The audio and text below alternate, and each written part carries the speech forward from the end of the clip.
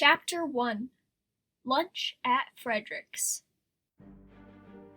Laios felt a tingling sensation in the pit of his stomach as a rumbly growl erupted from within the depths of him. His hands moved down, as if they could quell the beast that was his hunger through touch alone. The others in his party all exchanged knowing glances, and they slowed in their trek through the town. I guess it's nearing lunchtime, isn't it? Asked Chilchuck, his hands held back behind his head in a relaxed demeanor. Laios stopped in his walk, his eyes staring towards the ground and away from making contact with the others. It wasn't too embarrassing to admit his hunger after his stomach had let out that roar, but he did feel a slight tinge of guilt for making the party have to stop. They were supposed to be spending the day focusing on making preparations to go back further into the dungeon. They'd spent all morning going to different shops, selling supplies they could bear to part with in exchange for better supplies. Since she had needed to stock up on spices and other ingredients, Marcel had made sure to look into buying more magical healing herbs, Laios had considered some armor upgrades, though those were ultimately too expensive for him to justify that purchase. Everyone had been carefully planning out and making sure to get everything they would need to dive back down into the dungeon to resume their quest in saving Fallon. However, no matter how quickly he wanted to delve back into those catacombs and save his sister, Laios did know it was very important to take care of their bodies and eat. It wasn't sustainable to shop all day without taking a lunch break. Yeah, I guess so. Why don't we stop somewhere and eat? Senshi could cook, but I think it would be smarter to save our ingredients for when we're actually back in the dungeon. Besides, we have a little money left over. Marcel let out one of the most giddy squeals they had heard in a while, almost as if she had been waiting for Laios to say that. Finally, we'll be able to eat something that doesn't have monster in it. It's been forever since we've had a normal meal here in town. The thought of eating food that wasn't made out of the creatures lurking in the bowels of the underground had been cruelly taunting her in her dreams. Chilchuck started looking around the square they were in. Where do you want to eat then? Marcel started to look around as well, albeit with a lot more enthusiasm and interest. Oh, that place has really good soups and side dishes. And that tavern that's right across from it has the best tempura you will ever taste. Laios frowned. While the smells wafting through the air from the buildings were enticing, he had also stopped by this tavern once before. Isn't it a bit expensive there? Marcel shot him a glower. We aren't going to be staying in town for very long, and it's been ages since we've been out to eat like this. So we ought to make today's lunch special. Laios made a soft whine, wanting to protest. Yeah, but we only have so much. He started to count their coins again. It's enough for us to eat, but since we have 4 people here, we would probably be getting a lot of food. While those two were wasting energy arguing, Chilchuck huffed a little bit under his breath and started idly looking around at the buildings surrounding them. His stomach was also feeling pretty empty, and he was keen on just picking someplace decent and getting some grub already. His eyes fell onto a sign that was posted on a building to their left, and he felt a smirk coming to his lips when he recognized the name of the eating establishment. Well, if you guys want an affordably cheap celebration, why don't we go to Frederick Fazbear's? Chilchuck asked jokingly. Everyone stopped and turned to look at him with a hint of confusion. Marcille tilted her head. Frederick Fazbear's? Chilchuck felt heat coming to his cheeks. They weren't going to take his suggestion that he had given in jest seriously, were they? He had only suggested the restaurant because he thought it would be amusing to put forth a considerably lower quality, non-serious lunch option. He pointed over to the sign on the front of the building, directing their attention over to it. Oh wow, I haven't been to Frederick Fazbear since I was really young, Marcille mused, and then paused as if reminiscing back on the past. I kind of forgot there was one here, to be honest. Can't say as I've ever heard of the place, Senshi said. What kind of food do they have? Laios asked, gazing over as if he were trying to see into the windows of Frederick's in case he was able to catch a glance of whatever tantalizing meal was awaiting them inside. What? You've never been? Marcille stared at him with surprise. It made sense that Senshi had never been there. He was older and spent most of his time in the dungeon. But it was a little sad that Laios had apparently never heard of it either. Chilchuck groaned. It's a restaurant for families that have little kids. They mostly serve pizza, but the food isn't anything to be impressed by. He had been there a number of times, when his daughters were much younger. While he was glad they at least seemed to have fun, all Chilchuck could remember was feeling slightly annoyed by the gaggle of other families' children running around and yelling.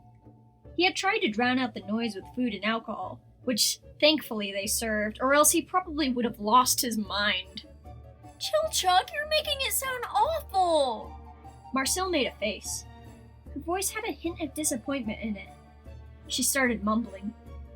Okay, so maybe the food wasn't anything amazing, but the best part of Frederick's was the entertainment. They put on really fun shows with automaton animals. That caught Laios' attention. They have automatons? Oh wow, that actually sounds kind of cool. Even if they weren't a main special interest of his like monsters were, Laios had read quite a bit about automatons. Machines that were relatively self-operated purely from the mechanics that had been built inside of them. It was a simply fascinating subject, and his curiosity made him interested in seeing one up close. Is that what those weird-ass wriggling pieces of metal were called? Chilchuck asked. Everyone else's interest in the restaurant must have been making him seriously grumpy, judging by the tone of his voice. Those things were always creepy as hell. Don't say that! Marcille shouted like she had been a little personally offended. I love those things! All of the animals were so cute, and they sang songs. I never knew a whole lot about how they make machines that move on their own like that, so I always suspected it must actually be some kind of magic. Uh-huh. And just how old were you the last time you went to Frederick's? Chilchuck's eyes narrowed. I don't know. Marcille said. Maybe like 25 or 30? She guessed. I knew it. You probably only enjoyed it because you were a kid. The 25 to 30 range sounded old at first, but Chilchuck had enough common sense to understand a little bit about how other races age. Knowing that elves lived for hundreds of years and aged considerably slower compared to other races put it into perspective. Bet you'd be in for a disappointing surprise if we went and checked it out now. Chilchuck said. I'm kind of interested in seeing the automatons. Laios was still staring at the Frederick Fazbear's building. It was almost like he had stopped listening the moment those were mentioned, and hadn't been paying much attention to the others arguing over what age the restaurant's target demographic was. Senshi had been in thought, considering their options for a while, but he spoke up now to provide his input. To be honest, I don't know how keen I am on stopping by someplace that has subpar food, at least according to Chilchuck. It would be awfully disappointing if our one meal in town turned out to be some unnutritionally balanced trash. But if you young'uns are really wanting to go for the sake of seeing the entertainment shows they got, I guess we could oblige. Lio smiled. Let's all go to Frederick Fazbear's then. Chilchuck was staring wide-eyed in disbelief at the rest of his party members. Guys, I was joking about going in there. Can't we literally go anywhere else? Marcel leaned over to give Chilchuck a teasing look. You said I would be disappointed if we went there now. Well, now's as good a time as any to test that theory. Laios, Marcel, and Senshi all started to make their way towards the restaurant's entrance. Chilchuck stood behind, watching them for a few moments. He was struck with the realization that he had made such a mistake in playfully suggesting to dine at what was essentially the bottom of the barrel in terms of their eating choices. Surely everyone in the party had to be mad, considering they had picked this over any other establishment. With a heavy sigh, he picked up his feet and followed suit, accepting his fate of having to join in. Hopefully they still served alcohol. The first thing they noticed stepping into the restaurant was the smells. The greasy scent of the food was wafting through the air, and sure enough, it smelled like the cheesy, saucy scent of pizza. It was more pleasant than they were expecting it to be. The group of friends shared an excited glance. Maybe the food wouldn't be that bad after all. There was a counter near the front where a tired-looking young employee sat, waiting to greet and see any customers. Laios approached them. Table for 4, please. The employee moved to grab them some menus, before leading them out to the main dining room. The room was big and crowded full of people. There had to be at least a dozen tables, and families sat indulging in the food while some of the children ran around rowdily. One darted very close by and almost knocked into Chilchuck, who grimaced. The busyness had to be the part of this place that he remembered the least fondly. The Fazbear employee sat the group down at a booth near the back, before leaving to go back to their post. After getting situated, Laios' party was really able to get a better look at the place. Music was coming from somewhere, an instrumental song with a cheery tune. Kids were crowding around near the front of the room, which is where a giant stage lay. The heavy red curtains draped over it were pulled to the sides of the stage, revealing a show which was in the midst of its performance. Whoa. Laios stared wide-eyed at the stage, excitement creeping into his voice. They're huge. The automata that stood on the stage were certainly a presence, their stature large enough to tower over most. Surprisingly, they were around the same height as a tall man. There were 3 of them, constructed from metal with some sort of fur stretched over each of their pieces. It was a little hard to tell what kind of animal each was supposed to be, though the one in the middle with the deep brown fur must have been Frederick Fazbear. To his right stood an automaton with shorter blue fur. The dye the owners of the restaurant used to get it that color must have been expensive. It had long ears positioned on the top of its head. A rabbit of some kind?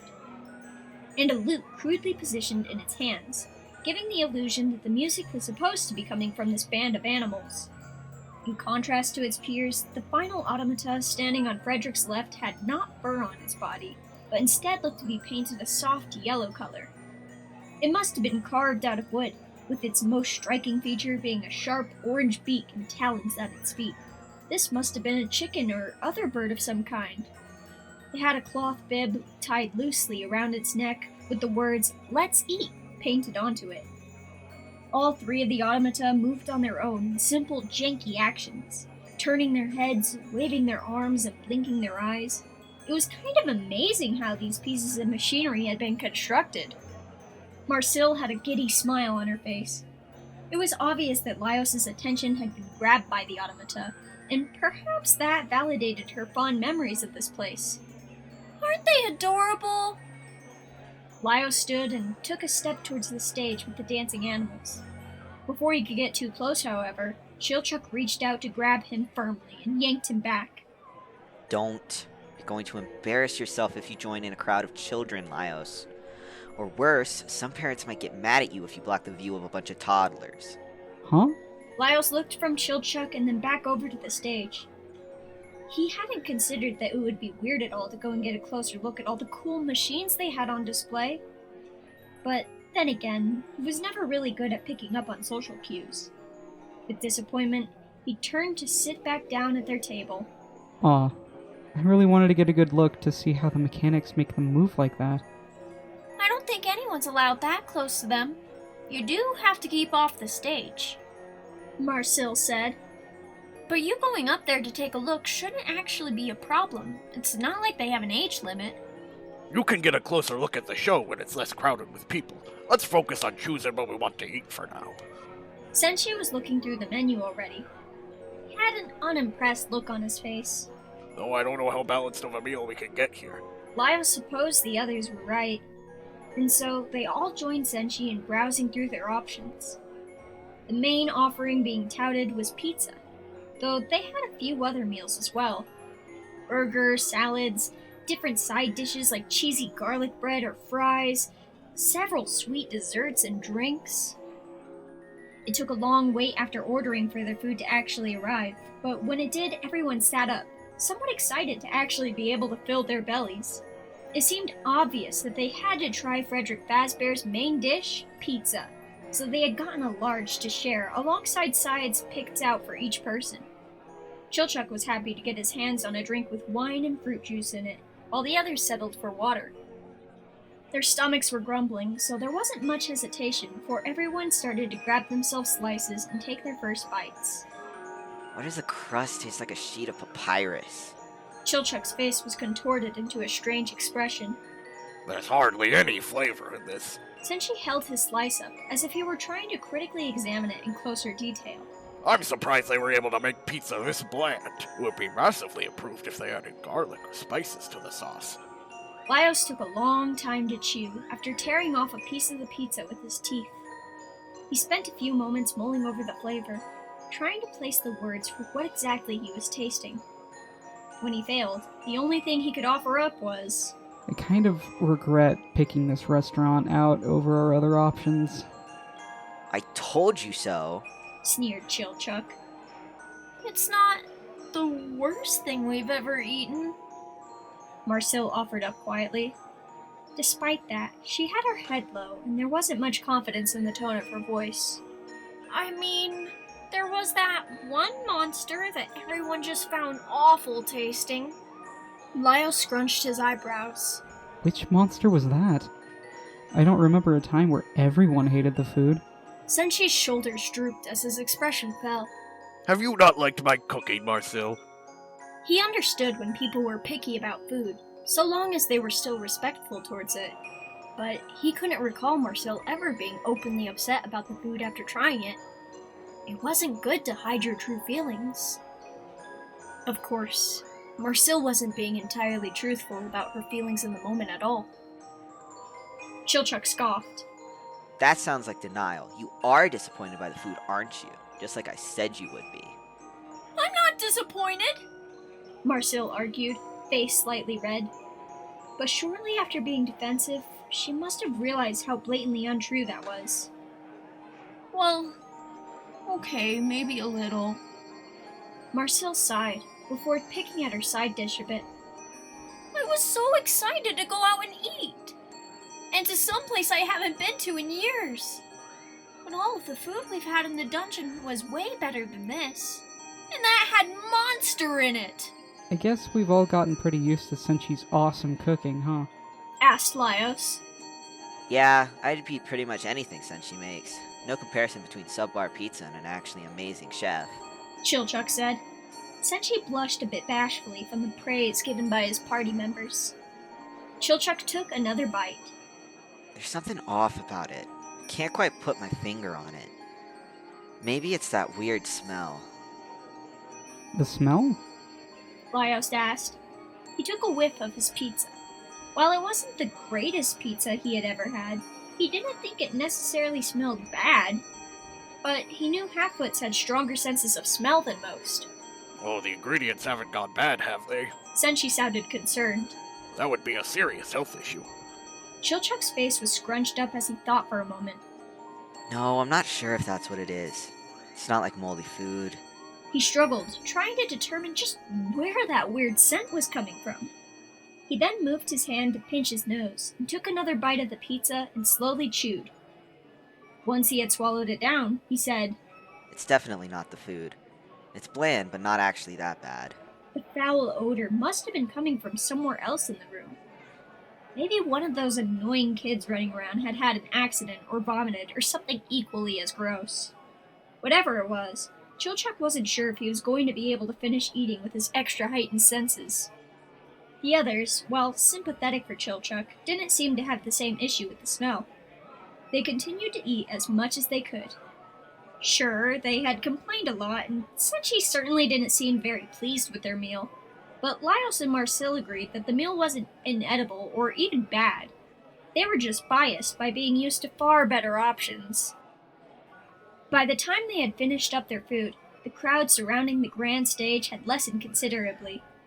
Most of the kids had wandered back to their families to eat their food. Laios stared longingly at the stage before glancing over to the rest of his party. Now, do you think it would be okay to go look at the automata? I think so. Marcel said. She smiled and then stood. Come on, Chilchuck. Let's all say hi to the band. Chilchuck sputtered whilst in the midst of sipping his drink. He coughed for a few moments, but then set the cup down. Me? Why do I have to get up and look at them? They're the main attraction of the restaurant, so we should all go look at them. Marcel reasoned. She stood and started to pull Chilchuck out of the booth, ignoring his protest. It looked like no one was really going to give Chilchuck much of a choice.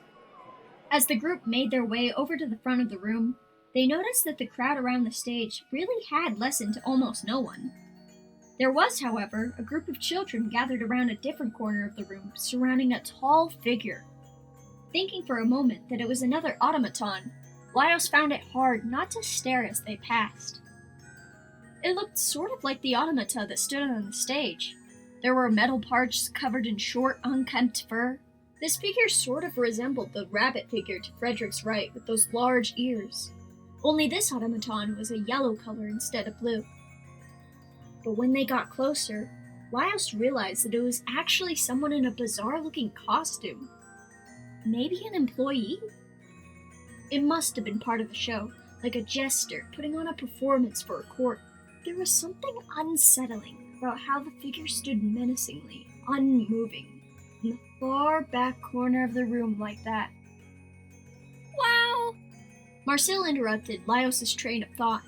They were now all standing at the foot of the stage, and she was staring up at the automata band as they danced in a rehearsed, mechanical manner. These guys are just like I remember them being. Oh, they certainly are big. Senshi said. I'm amazed that machinery is advanced enough to where these things work on their own. Chilchuck shivered as he craned his neck up to meet the eyes of the giant bear front and center on the stage. From his short perspective, figures were pretty menacing as they jolted about in their sporadic dance. Okay, we've looked at them up close. Can we go back now? Why do you sound so worried, Chilchuck? Marcel glanced over to stare. After a moment or two, she gasped.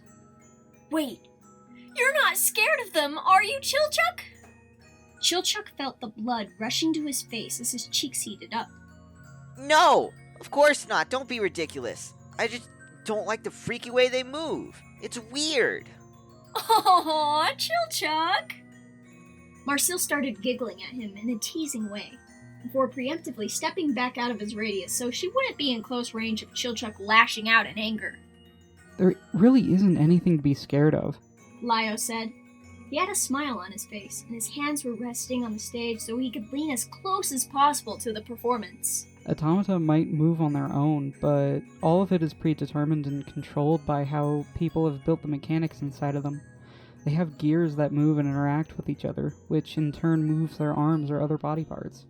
You know, it's kind of like how the living armor monsters link together to mimic muscles in the human body and operate the armor. Only this is different because it isn't like muscles at all inside. Gears and mechanical parts aren't really that flexible, and they don't have completely free range of movement. That's why their movements are so stilted. Nobody asked for a lesson on mechanics, Laios. Chilchuck was becoming more and more irritable by the minute. Marcel frowned. Chilchuck, are you okay? You really don't have to be so snippy about it. You have to admit it is kind of interesting, right? No, I don't. Chilchuck felt his stomach lurch. I think I might be getting sick. Was it the food? He wasn't really able to down much of the pizza, but he wasn't sure if he liked how the small portion that he had been able to eat was now doing somersaults in his belly.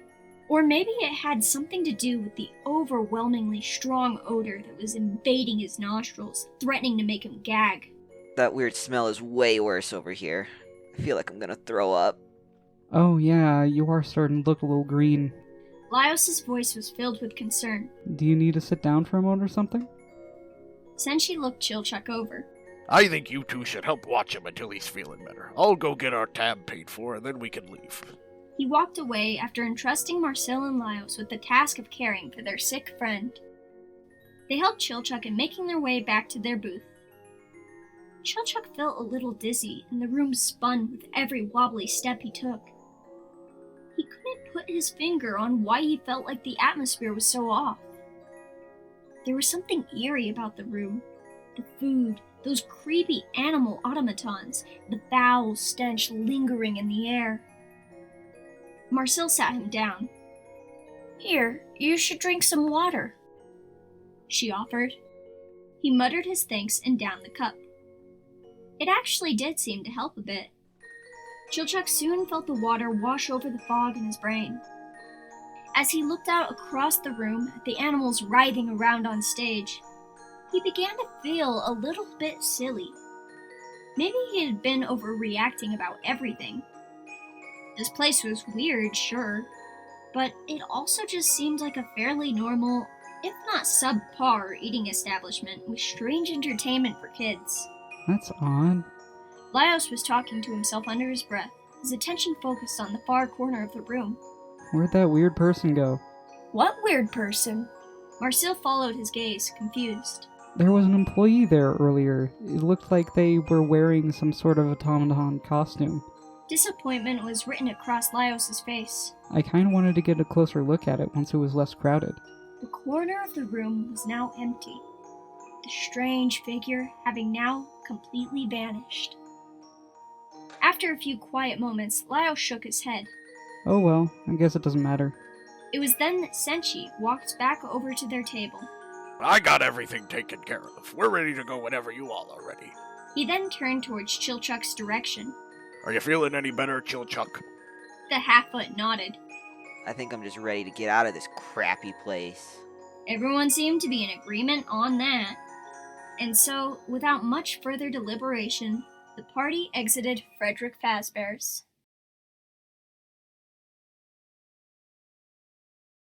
Chapter 2: Rumors and Ghost Stories. Darkness had cloaked the town streets as the sun set beyond the horizon. Laios' party walked through the entrance of the inn where they would be staying the night. After having lunch together, they had spent the rest of the afternoon preparing for the journey ahead of them. They finished their shopping and began to make their plans on how they would advance into the dungeon. However, nighttime approached sooner than expected, and so they wouldn't be able to descend into the dungeon's depths until the next morning. Luckily, the local inn was cheap enough for them to get a room for the night, and they also provided meals for weary travelers. The group walked into the dining area for dinner, where a long table stretched across the room so they could all sit and eat. There was one other party already having a meal in the room. They were a considerably small group. A tall man, a gnome, an elf, and a half-foot. None of them seemed to pay any mind to the new group intruding into the dining room, so Laios' party sat at the same table some distance away from them. Everyone let out relieved sighs when they got their food and were able to dig in. Soup, bread, and cooked meat was piled up high on their plates. Marcel made a content noise as she took her first bite. It's so good. Definitely better than eating at Frederick's. Chilchuck nodded in agreement. Frederick's. They mean Frederick Fazbear's. The group paused before looking over towards the direction of the voice. The Hatfoot from the other party was staring directly at them. At least, until the tall man that was sitting next to the Hatfoot elbowed them and whispered loudly, "Hey, don't eavesdrop. It's rude." Laios stared blankly at them before deciding to speak up and answer the question. Yeah, we were at Fazbear's. Oh geez, that place is bad news. Another of the strangers, an elf with purple robes and long white hair that was tied back, turned in his seat. Chilchuck was staring down at his food, his ears getting slightly red from embarrassment. Of course, the group they had sat by just had to overhear and then join into their conversation, probably judging them for picking out such a shitty eating option. Just great. He piped up. Yeah, we got that the food was bad. The food is probably the least of people's concerns. The same elf spoke with semi-amusement. That place is haunted by all sorts of bad rumors. What kind of bad rumors? Laios' attention was now very focused on what the other party had to say. The gnome in the party had been sitting directly next to the elf that had spoken up. She grimaced. You're kidding, right? There's no way they haven't heard any of the stories. Her colleague continued, talking in a dramatic manner, as if he were describing a ghost story. Most people who enter Frederick Fazbear's notice an eerie vibe about the place. Apparently lots of bad things have happened there. There have actually been a lot of confirmed reports of people's kids going missing there, never to be seen again. What? Marcel's eyes were wide, a mix of surprise and fear trickling from her voice. Ghosts. The other party's Hatfoot contributed as well. The gnome tilted her head and thought. I heard there was some shady stuff going on with the owner. What was his name again? Sir William or something? The tallest of the party, the tall man with the serious expression worn deep into his face, shook his head with a sigh. There's no telling how true any of those rumors are. There's a whole lot of claims about the place, but we have no way of knowing if they have any basis in anything. I guess you're right. Well, except for the missing children thing. I know for a fact that one was true. That's why the place was shut down for a long while. But I guess it's open back up now. He looked somber for a little bit, but then the elf grinned over at Laios and the rest of his group. Hey, sorry to have bothered you all. Probably should pay it no mind. He laughed, and then their party resumed having their own conversation and started to finish up their food. For a moment, no one in Laios' party was eating. All they could do was stare. Missing children? Ghosts? Marcel's voice sounded faint. I can't believe all of that would happen at a place like Frederick's. The rest of their dinner had been awkwardly quiet, mostly just ignoring the chatter from the other party until they went off to their own room. Once Laios' party had finished eating dinner, they also headed to their place of stay for the night. It was only then that they felt comfortable talking about it out loud. I wouldn't pay any mind to rumors like that. Senshi said. Most of them are probably made up speculation. He was focusing more so on getting ready for the day ahead of them than the actual conversation at hand. But what if they aren't? Asked Laios. I mean, if people are telling crazy stories like that, it has to come from somewhere. That guy said at least some children have gone missing there. Chilchuck growled in annoyance. Laios, that guy was probably just trying to scare us. Senshi nodded. Besides, we shouldn't be focusing so much on some restaurant we dined at. What matters most right now is going to save your sister, Fallon. I guess you're right. Laios grew quiet. It wasn't like it would be easy to shake the conversation about Fredericks from his mind, though. What had happened there? If kids were going missing, what was the cause? I'm gonna go wash up before bed. Marcel stood before leaving the room to take advantage of the facilities they had here at this inn while she had the opportunity. The other two seemed to be getting ready to sleep as well. There were only 2 actual beds in the room that they were staying in, but everyone still had their sleeping bags, so it wasn't an actual issue that they wouldn't all be able to sleep in one. Senshi and Chilchuk would be laid out on the floor. Senshi seemed to be pretty much ready to turn himself in for the night already. Chilchuk was sitting up, his back leaned against the bed frame with a map in his hands. He was muttering to himself about the paths they were going to take in the dungeon tomorrow. Laios figured he should start getting ready for bed as well. He did so quietly, all while mulling over his thoughts from the day in his mind. What if there's a monster in there? Laios said the thought as suddenly as it crossed his mind, breaking the silence in the room. Huh? Chilchuk looked up from his map to stare at Laios, confusion written on his face. Frederick Fazbear's. Laios clarified. What if there's a monster hiding inside that restaurant? What on earth led you to that conclusion? Why the hell would you think there's a monster hiding at a place like that? Chilchuk was staring at Laios with befuddlement. If people are going missing, there's got to be a reason behind it, right? Laios started to explain his thought process. There's only a few plausible logical explanations for something like that. Someone who goes there often might be doing something shady.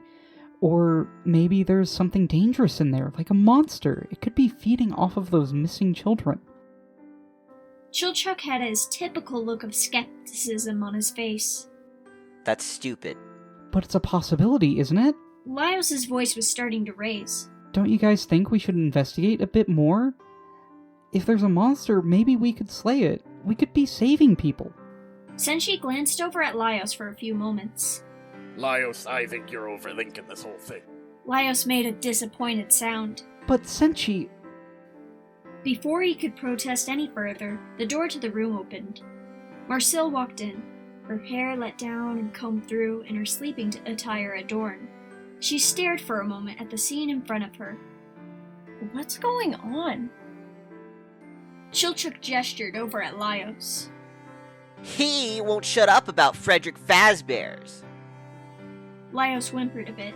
I just want to go back to try and see if we could figure out what those weird rumors were about. Marcille made a face. Laios, it's not that those stories aren't interesting or that I'm not curious about that restaurant, but don't you think we should give it a rest? Our focus right now is on finding and saving Fallon. Chilchuk nodded. Right, we don't have time to be meddling with ghost stories that don't really have anything to do with us. Laios sighed, his eyes drawn down to the floor. I know that, but what if there was a monster there? If we could find out what it was, we could... He was cut off when Chilchuk stood, moved to grab one of the pillows from the bed that Marcille would be sleeping on, and he chucked it at full force at Laios' face while yelling in anger. Go to bed! Laios cried out a bit and held his hands up. Okay, I'm sorry. As soon as everyone had gotten situated under their covers, Senshi moved to put the light out and darkness enveloped the room. Laios tried to quell the thoughts racing in his brain so he could sleep. It wouldn't be good if he was too tired in the morning to fight vigilantly in the dungeon, and he really did want to focus on saving his sister. Fallon meant the world to everyone, especially him. Laios didn't know what he would do with himself if they failed in their mission in getting her to safety. But despite his best efforts, Laios couldn't help his mind from drifting back to whatever was happening at that ominous restaurant. For some reason, it completely grabbed his attention and wouldn't let it go. Though he had found the automata that performed in Frederick's to be cool, the general feeling the place gave off had turned sour. The need to discover the secrets behind those rumors nagged at his mind. If they stopped by Frederick's again, even just once, Laios wondered if they would actually be able to find something out. But he knew no one in his party would let him waste time stopping by the eating establishment after the morning broke, and he knew that they didn't have that kind of time to be wasting anyways. If only he could check out the restaurant now, in the mists of the night while everyone was sleeping, and there wasn't anything more pressing that they had to do. Laios' eyes shot open. He had been laying there alone with his thoughts for a long time now, maybe about an hour, but a sudden realization struck him. He slowly moved to sit up in bed and took a glance around the room. The darkness shrouded everything in shadows, and it took his eyes a few moments to adjust, but the moonlight filtering in from the window outside was enough to illuminate the objects in the room. Laios heard soft snores coming from the floor. Everyone lay still and asleep, dreaming peacefully. That was it! This was his opportunity! If Laios quietly slipped away for just a little while, maybe he could get a look at Frederick Fazbear's and discover some unknown secret lurking within. He would only have to be gone for an hour or two, and no one in his party would even realize that he had left. So long as he was back by morning, they could resume their quest in saving Fallon, and he could pretend that nothing had ever happened. Laios moved as slowly as he could manage, trying his best not to make a single sound. He sat up, moved the covers to one side, and maneuvered his legs out from under them. Laios carefully planted his feet on the ground and then shifted his weight off the bed as he stood up. He froze when Marcel grumbled in her sleep, rolling over. He was still for a minute, waiting with bated breath to see if she was waking up. But Marcel didn't make any more movements in her sleep. Laios slowly exhaled the breath he had been holding. Then he crept through the room, stepping gently and taking care not to disturb Chilchuk and Senshi sleeping on the floor. Laios quietly shut the door behind him once he had made it out of the room undetected. He sighed to himself in relief, before focusing his mind on what lay ahead of him. All he had to do now was make his way over to Frederick Fazbear's. He would look around for some clues, and then before anyone knew that he had left, he would be back at the inn by the morning. The night's air was cold, and Laios shivered a bit once he started walking down the streets outside. Maybe it would have been smarter to get some warmer clothes on, but he couldn't really turn back now. Laios approached the building with the Frederick Fazbear sign posted in front of it. It was a short but wide structure, the entrance looming over him in the shadows of the night. All he had to do was get inside. Chilchuk groggily yawned as he started to sit up from his sleeping bag, rubbing his eyes. He had awoken due to a growing pressure in his bladder, and he needed to take care of it before going back to sleep. The room was dark, but his keen eyes were able to help him see even with the cloak of night inhibiting his senses. He was still waking up as he glanced around the room. Everyone else was still asleep. Senshi was snoring soundly next to him, and he saw Marcel's covers bunched up over her head. But then his eyes landed on the last bed. Where did Laios go? Chilchuk idly wondered. Maybe he had also gotten up to use the restroom?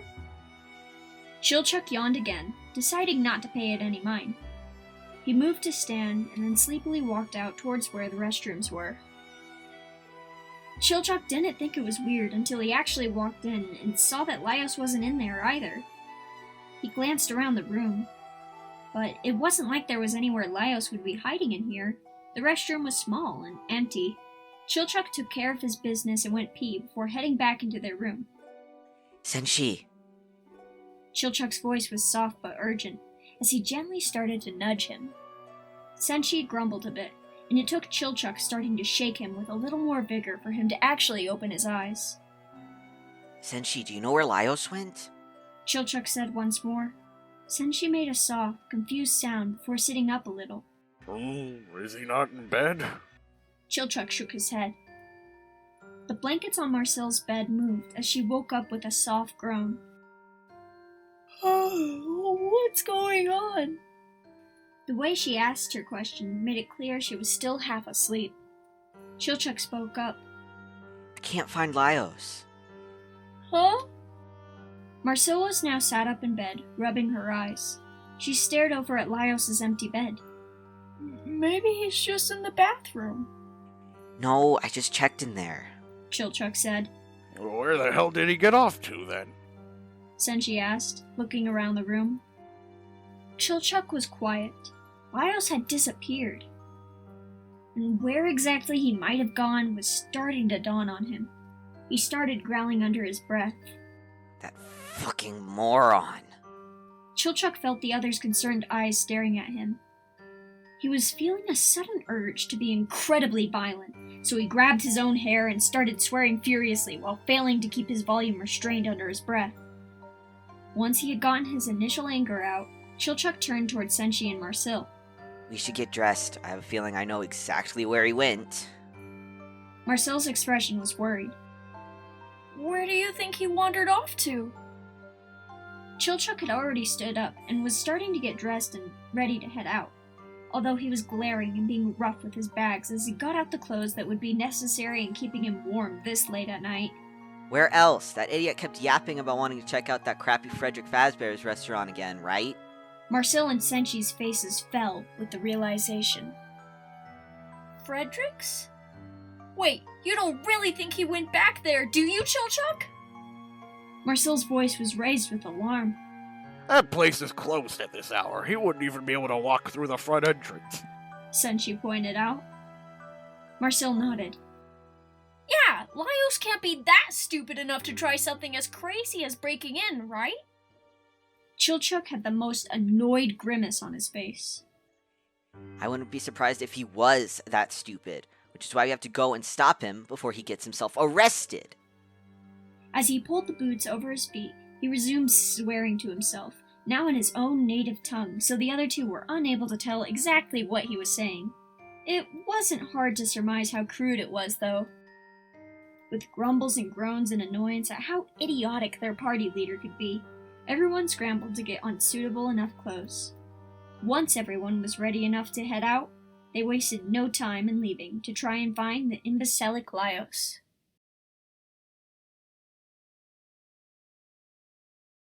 Chapter 3: Breaking and Entry.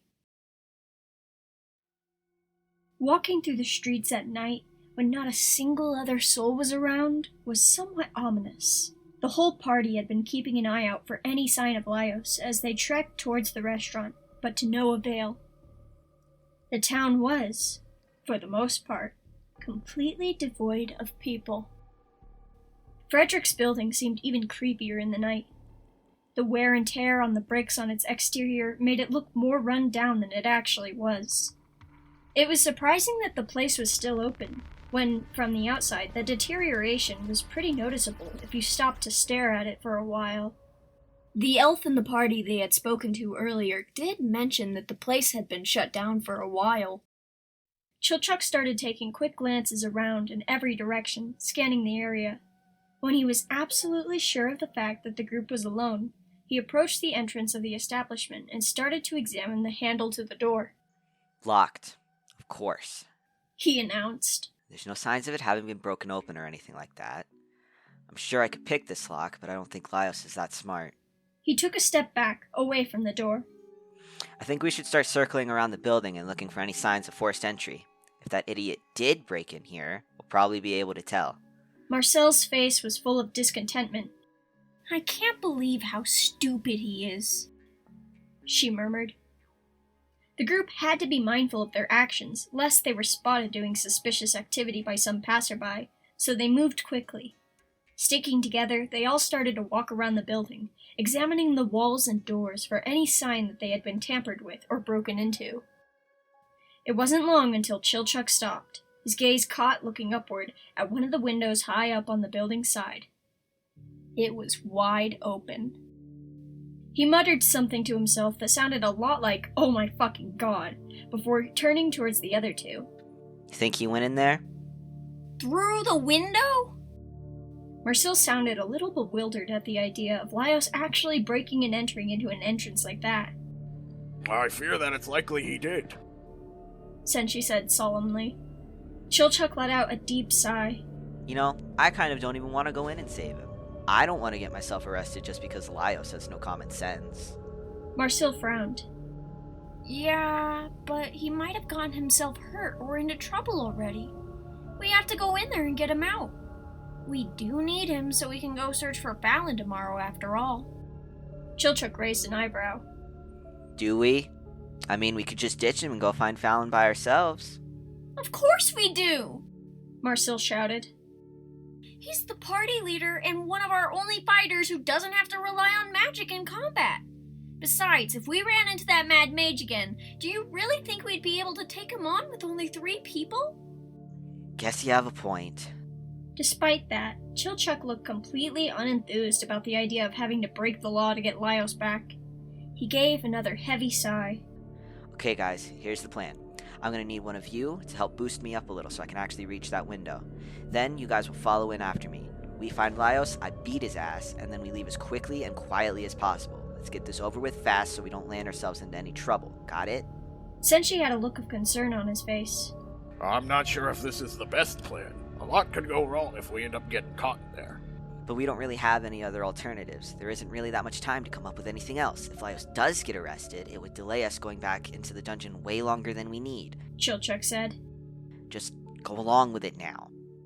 Senshi was still critical, but he nodded and obliged Chilchuck for now. They couldn't put it off any longer. Soon, Chilchuck was hoisted up onto Senshi's shoulders, which gave him the boost he needed to actually be able to reach the window and topple inside. He landed a bit unceremoniously with a tumble forward and a soft yelp, having fallen from a small height. It took him a few moments to recover from the breath that was knocked out of him, but when he was able to, he scooted out of the way so Marcel and Senshi were able to jump down after him. Chilchuck groaned and rubbed his back, which he had fallen onto, as he stood up. Okay, maybe we should split up so we can cover more of the restaurant and find him faster. If any of you guys do see Laios, drag him back over here. We could meet up under this window in 15 or 20 minutes or so. If we haven't found him by then he might not even be in here. What? You're saying there's a chance we might not even find him? Marcel was loud with alarm. Then why the hell did we risk breaking and entering into this place? Keep your voice down. Chilchuck hissed. Look, knowing Laios, he's most likely here. Let's just start looking for him. Senshi was glancing around. It appears that we must have fallen into some back room. He moved past Chilchuck and Marcel towards a door, before opening it to take a peek. Outside the door was a hallway branching out towards a few different destinations. Senshi spent a few moments looking in each direction, before turning back towards the group. It looks like there's more employee areas off that way, while that direction heads off to the main dining area where we're eating at this afternoon. Why don't we have one of you head off towards the main guest area and another investigate these employee rooms? He suggested. As for myself, I think I want to find where the kitchen is. I'm still a little worried about that food we ate here. Senshi was skeptical about how good or healthy the ingredients really were. Just remember to actually look for Laios in there too, alright, Senshi? Chilchuck said. Of course. Senshi nodded, and then left the room to wander about until he was able to find the kitchen. Marcel turned towards Chilchuck. I think all of that sounded pretty okay to me. Do you have a specific area where you want to look, Chilchuck? She asked. Chilchuck weighed the two choices he had against each other in his mind. You can take the main dining area if you want. I don't feel like seeing those creepy-ass automatons again. Marcel giggled and nudged him playfully. Aw, is it 'cause you're scared? Chilchuck growled and gently pushed her away from him. I'm not scared. He lied. That whole room is just unpleasant in general. It reeks. I'd rather not subject myself to torture like that again. His heightened senses were both a blessing and a curse. Chilchuck often found himself easily overwhelmed by extra strong scents or sounds. Marcel chuckled to herself. Alright, I'll search the dining area for Laios then. Try and be safe, alright? I'll be fine. Don't worry about me. Chilchuck started to walk towards the back corridors of the restaurant. They were dimly lit and ominous. It was a sort of creepy contrast to the big and inviting public areas Marcel would be investigating. Marcel's footsteps echoed through the empty building as she walked out to the big, main dining room. Scanning the room, it looked almost exactly how it had been when they had eaten there earlier in the day. Over a dozen or so tables and booths laid out throughout the room, and a giant grand stage in the back. Only now, the room was much darker, making it harder to see, and also void of the busy crowds that had been filling the space earlier. It almost felt wrong for a place that was supposed to be bustling and fun to be so empty. Marcel walked over towards the big stage. The heavy red curtains were now drawn shut, so she couldn't see any of the automata that were supposed to be on display. She stared up at the stage for a moment. If Laios was in here, it was a good bet that he would want to get a closer look at the animal band. Marcel groaned a little at the thought of him being so invasive at this restaurant. Then, She moved to climb onto the stage before drawing back the curtains. Marcel gasped in surprise at just how close in proximity she was to the 3 completely still figures. The automata were all taller than she was, and their menacing stature was a lot more apparent up close. Marcel was pretty much face to face with Frederick Fazbear. Even in the dark, she was near enough to make out small details on the automaton that weren't as apparent from just watching the show on the ground below. The fur on the machine had stains and was worn with age. If she stared at his joints, she could see some of the dark, rusted metal peeking up from underneath the unkempt fur.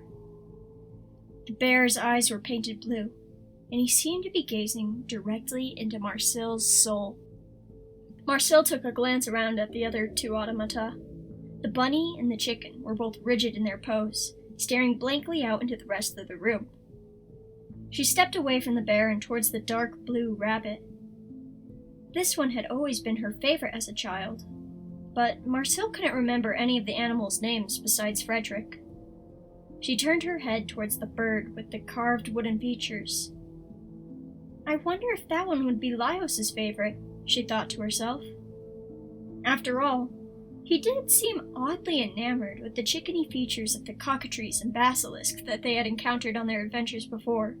The bird also had a bib, invoking the imagery of food. Chilchuck was right. Marcel sniffed before plugging her nose. It did smell kind of weird up here on the stage. What even was that stench? Even after investigating the automatons in the dark back of the stage behind them, Marcel didn't see any sign of Laios. She sighed, and then turned to jump off the stage and walk away. Laios! She tried to keep her voice low in calling out to him, but there was no response. There weren't really that many areas in this room that Laios could be hiding, and Marcel figured she would have seen him already if he was in here. So she started to walk towards the building's entrance. Maybe he was in there, or messing around behind the employee's counter or something? Admittedly, Marcel couldn't think of a good reason for anyone to do that. But then again, it wasn't like there was a single good reason for anyone to be sneaking into Frederick's in the first place. She didn't have any other ideas anyways. When Marcel made her way towards the entrance, she glanced around for a few moments. She didn't see any signs of life. Marcel then made a face as she slowly started to creep behind the employee counter. It felt so wrong to be sneaking around in an area where customers weren't even supposed to be, let alone after hours like this. Behind the counter, there was a door that led into a short hallway. There was only one door at the end of it. Marcel paused after cracking it open, before tentatively calling out again. Laios? Her voice wavered. Inside the little room were shelves with cleaning supplies piled up on every surface. A mop and a broom were leaned up against the corner, and there was a musty scent in the air. This must have been a storage closet. It was too small for Laios to be in here. Marcel didn't like the cramped feeling that was in here, so she didn't dawdle and left, shutting the door behind her. She decided to head back out towards the dining room. Marcel's head was held low. Laios must be in the part of the building where Chilchuck or Senshi was. Maybe she should head back to the window and wait for the others. They might have already found Laios by now. Marcel froze. Her breath caught in her chest, her eyes unable to look away from the grand stage. The curtains were still drawn open from when she had thrown them aside to examine the automata, so she was able to get a clear view of them, even from here at the back of the room. Front and center stood Frederick, and to his left stood that yellow chicken. Both were still and unmoving, still in their proper positions where they should be. But on the left side of the stage, where the lute-playing rabbit should be, the space was completely empty. The automaton was gone. Marcel blinked and then rubbed her eyes, but it didn't seem to be an illusion. The machine had seemingly vanished into thin air. Where the hell did it go? Marcel forgot about the fact that she was supposed to be keeping her voice down, lest they get caught in the midst of their break-in by someone, and she started to shout. Laios! If this is a prank or something. It isn't funny. Where the hell are you hiding? Her voice bounced off the walls of the room, but she was met with no response. For a moment, she imagined Laios carrying off the automaton like it was a freshly caught monster that he was going to study and eat. He always had to be so insistent on knowing how things worked that she knew he would enjoy taking the thing apart to dissect and examine its insides. But she also didn't know if it was even possible for Laios to do something like stealing a giant automaton. That rabbit had to be taller than he was, and it had all that heavy machinery inside of it. Did Laios even have the strength to lift it? Marcel shivered, and then started running. She didn't feel safe just standing out here in the openness of the room, and she wasn't going to sit around and wait much longer for some other creepy occurrence to scare her. She made her way to the hallway leading back towards the direction where they had all initially slipped into the restaurant and agreed to meet up at when all was said and done. Senshi opened a pantry that housed ingredients on every shelf. Flour, sugars, vegetables that looked a little more than ripe. Senshi reached in to pick up and examine a tomato, turning it over in his hands carefully. It didn't look like anything in here was expired or had gone bad, at the very least. The kitchen area was cluttered with pots and pans on every counter. Senshi was a little dissatisfied with how messily everything was laid about.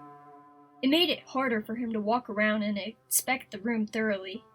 There was wood piled up next to a brick oven, which looked like it hadn't been cleaned in years, and an insulated box full of ice that was keeping eggs and milk cool. When he had first entered, one of the details that first caught Senshi's attention was the rat droppings littered against the side of the wall. The ingredients in here must have been poorly kept if there was a rodent infestation. He had actually almost yelled out in anger. Everyone in his party had eaten food from in here! Food that was prepared in a room with rat droppings couldn't be hygienic. His stomach lurched just thinking about the fact that he had let those youngins eat that garbage. Senshi placed the tomato back on the shelf and then took a step back to glance around the room once more. It was an adequate enough space to make edible food, but none of the ingredients in here looked particularly high quality, which gave him doubts about what exactly they had put into their bodies. After looking around for a few more moments, something caught Senshi's eye. Oh, what do we have here? He asked softly. Senshi approached a counter on which a book lay, and he moved to pick it up and read the faded words on the cover. Frederick Fazbear's Recipes from the Family Diner. A cookbook! Senshi started to flip through the pages, intrigued. This is where the answers to his dietary-related questions would be revealed. He quickly landed on the page that discussed the Fazbear's master dough recipe and started to skim through the ingredients. Water, yeast, flour, oil, and not a single spice to be seen. What a travesty. That explained why their pizza crust had to be one of the blandest tastes they had tried in a while. The sauce and toppings weren't nearly flavorful enough to make up for it either. The entire base of their meal was devoid of flavor. Senshi started to flip through some of the other recipes written out in the book. He paused once he got to the side dishes. The Frederick's garlicky pizza twirls, which Chilchuk had picked out for his side meal earlier that day, was probably the most flavorful thing any of them had eaten. That had bread with cheese, butter, sauce, and flavor added through spices and garlic and freshly chopped parsley. But the fries Laios had gotten had to be nothing more than potatoes fried up haphazardly in oil with salt. Then Senshi flipped through the page describing the Fazbear's dunking cinnamon sticks. Isn't that what Marcel had gotten? The penned recipe discussed rolling out dough into thin rectangles, spreading butter on the insides and sprinkling it with cinnamon and sugar. After it was cut, twisted, and baked, the treat was supposed to be served with cocoa, sugar, heavy cream, and butter melted together into a sauce. Sure, it sounded like a sweet, delicious treat that was right up Marcel's alley. But given the lack of substance that their actual meal had consisted of, Senshi grumbled a bit at the thought that none of them had really had a properly balanced meal. Senshi was startled out of his thoughts when the loud sounds of pots and pans clattering rang out from behind him. He jumped a little, dropping the cookbook, before turning to look for the source of the noise. Looming in front of Senshi was a tall figure. It stood still and stared down at him. This was one of those machines, wasn't it? Senshi thought he recognized it from when the others in his party had been so intent on watching that show up close. Painted yellow with a sharp beak and talons, this was that bird character. Senshi scrunched his eyebrows, looking the automaton over. Now, how on earth did you end up back in this room? He asked. The bird didn't respond, but of course it didn't.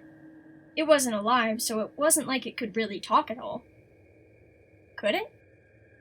Senshi stared at it for a moment more before walking around it to look towards the door to the kitchen. There didn't look to be anyone else in the room with them. There was a loud thump, accompanied by the metallic sounds of gears turning. Senshi turned back around to look at the chicken. The machine had taken a step forward, all on its own. I had no idea those things were able to walk around like that. Senshi held his hand to his chin, pondering it over for a moment. He wasn't an expert in mechanics, so there was likely a lot he didn't know about these automatons. He watched the bird as it took another step, its weight shifting slowly with each calculated movement it made. The automaton stopped in front of the pantry before moving its head forward, as if it were trying to peck at the ingredients laying inside. Senshi walked over to the chicken's side and watched the motion for a few moments.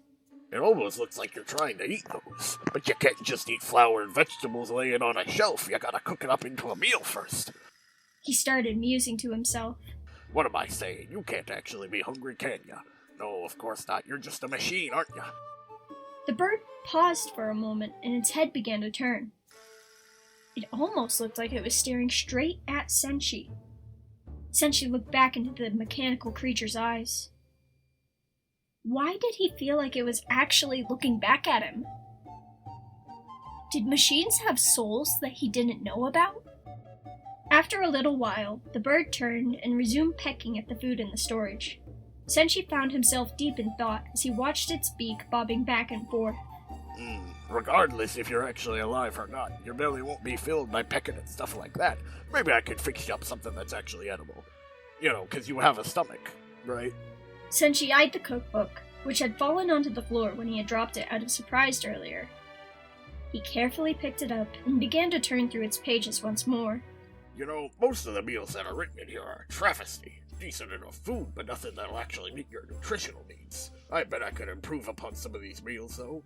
Senshi looked around the room at what he had available to him. He was in a kitchen.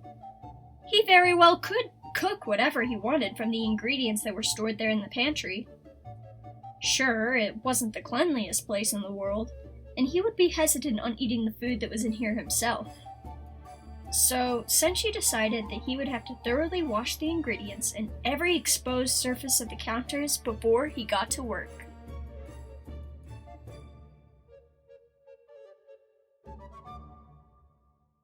Chapter 4. The Backrooms. This backroom was dark, with barren walls and cracks in the ceiling.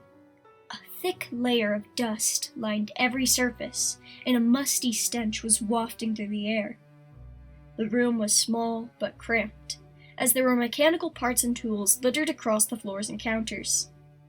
Any normal person who walked in here would be able to detect the off-putting and slightly dangerous vibes that this room closed off from the public gave off. But Laios Choden paid no heed to the warning signs as he poked around through the items that were seemingly laying about and abandoned. Laios was turning an item over in his hands. Bulky and the size of a newborn infant, he speculated that it must have been the beginning workings of an automaton of some kind, at least a small one. It had a lever that, when Laios pushed, turned several gears in tandem with each other, causing two of the pieces of metal to move like a joint in a very stilted motion. Laios couldn't help but marvel over every little thing he saw in the room. It truly was a fascinating work of mechanical genius. He froze when he heard echoing footsteps approaching the room from the hallway. That must be that night watch again! The thought rushed into his mind, causing Laios to panic for a moment. He looked around frantically to find an open space that he could set the hunk of metal down on, before rushing to find a good place to hide. There really weren't too many options, and he ran out of time to actually conceal himself well. Laios curled himself up underneath a table laden with mechanical parts. Chilchuck heard the shuffling of someone moving around inside the room. He paused in his movements before he entered, deciding to peek in through the doorway in case it was someone unexpected. Being caught and finding themselves behind bars was still a very real possibility in his mind.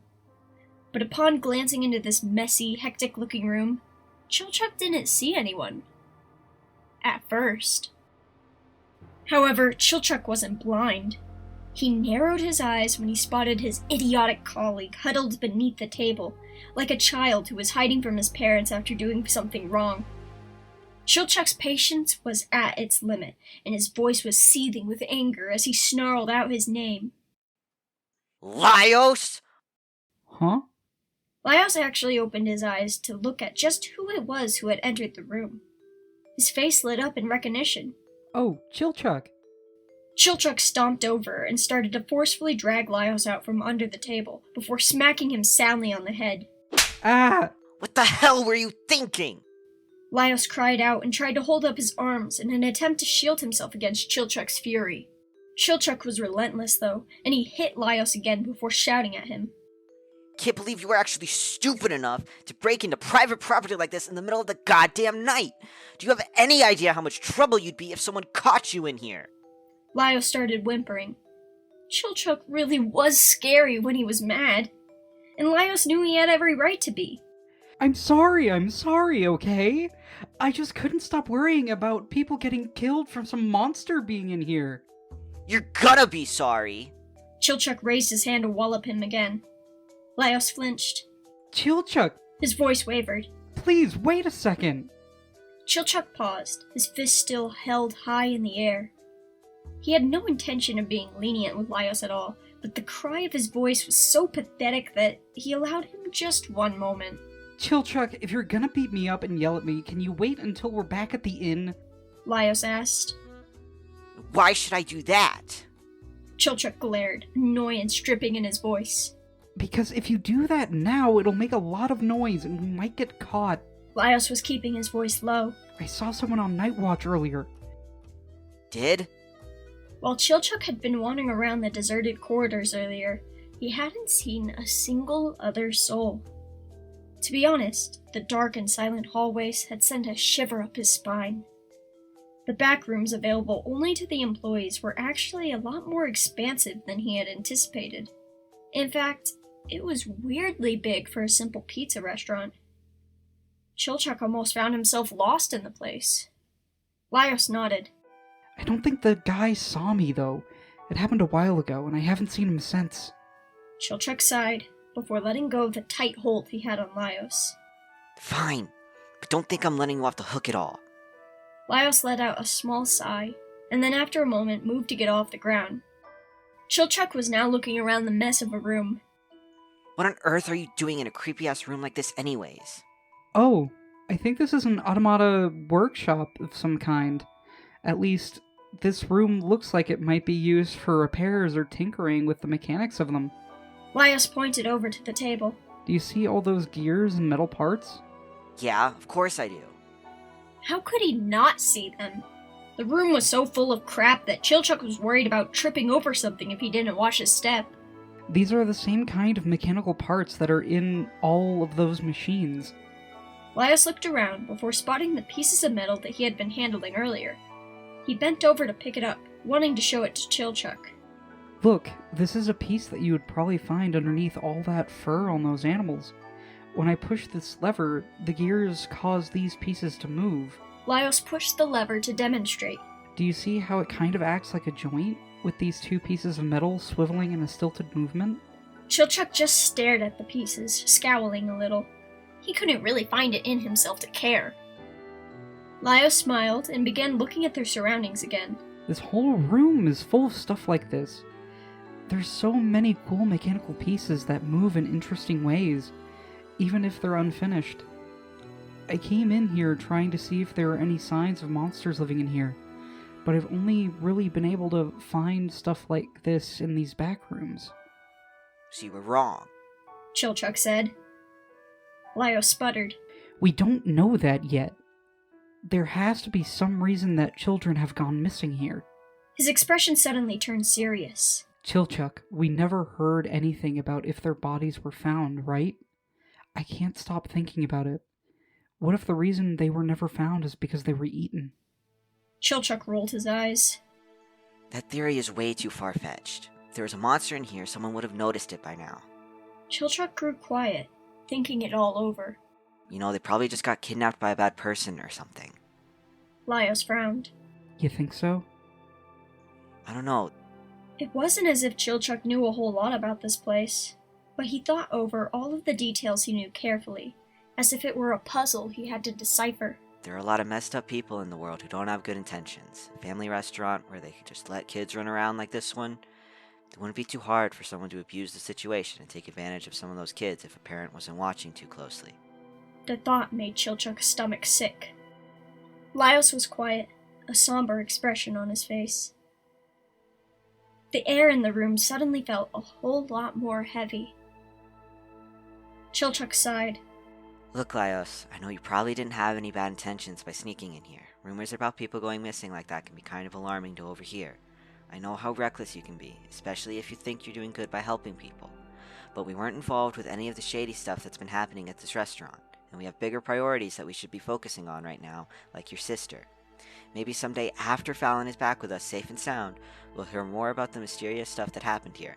But for now, don't you think we should leave that stuff to the people involved in those incidents who know what they're actually doing? I guess you have a point. Laios avoided eye contact, his voice soft for a few moments. Good. Chilchuck said. Anyways, we should probably get out of here now. The others might be waiting for us already. Oh, wait a moment. Laios' expression changed as he remembered something. Chilchuck, there's something I should show you first. Chilchuck gave Laios a look. This better be important. A giddy grin crossed Laios' face, making Chilchuck lose all hope that it was something of worth. Laios started walking towards the back corner of the room, hopping over a large piece of machinery as he did. Check this out! Hidden in the corner with cobwebs sticking to its sides, there was a platform that Chilchuck hadn't noticed nestled in the back of the room.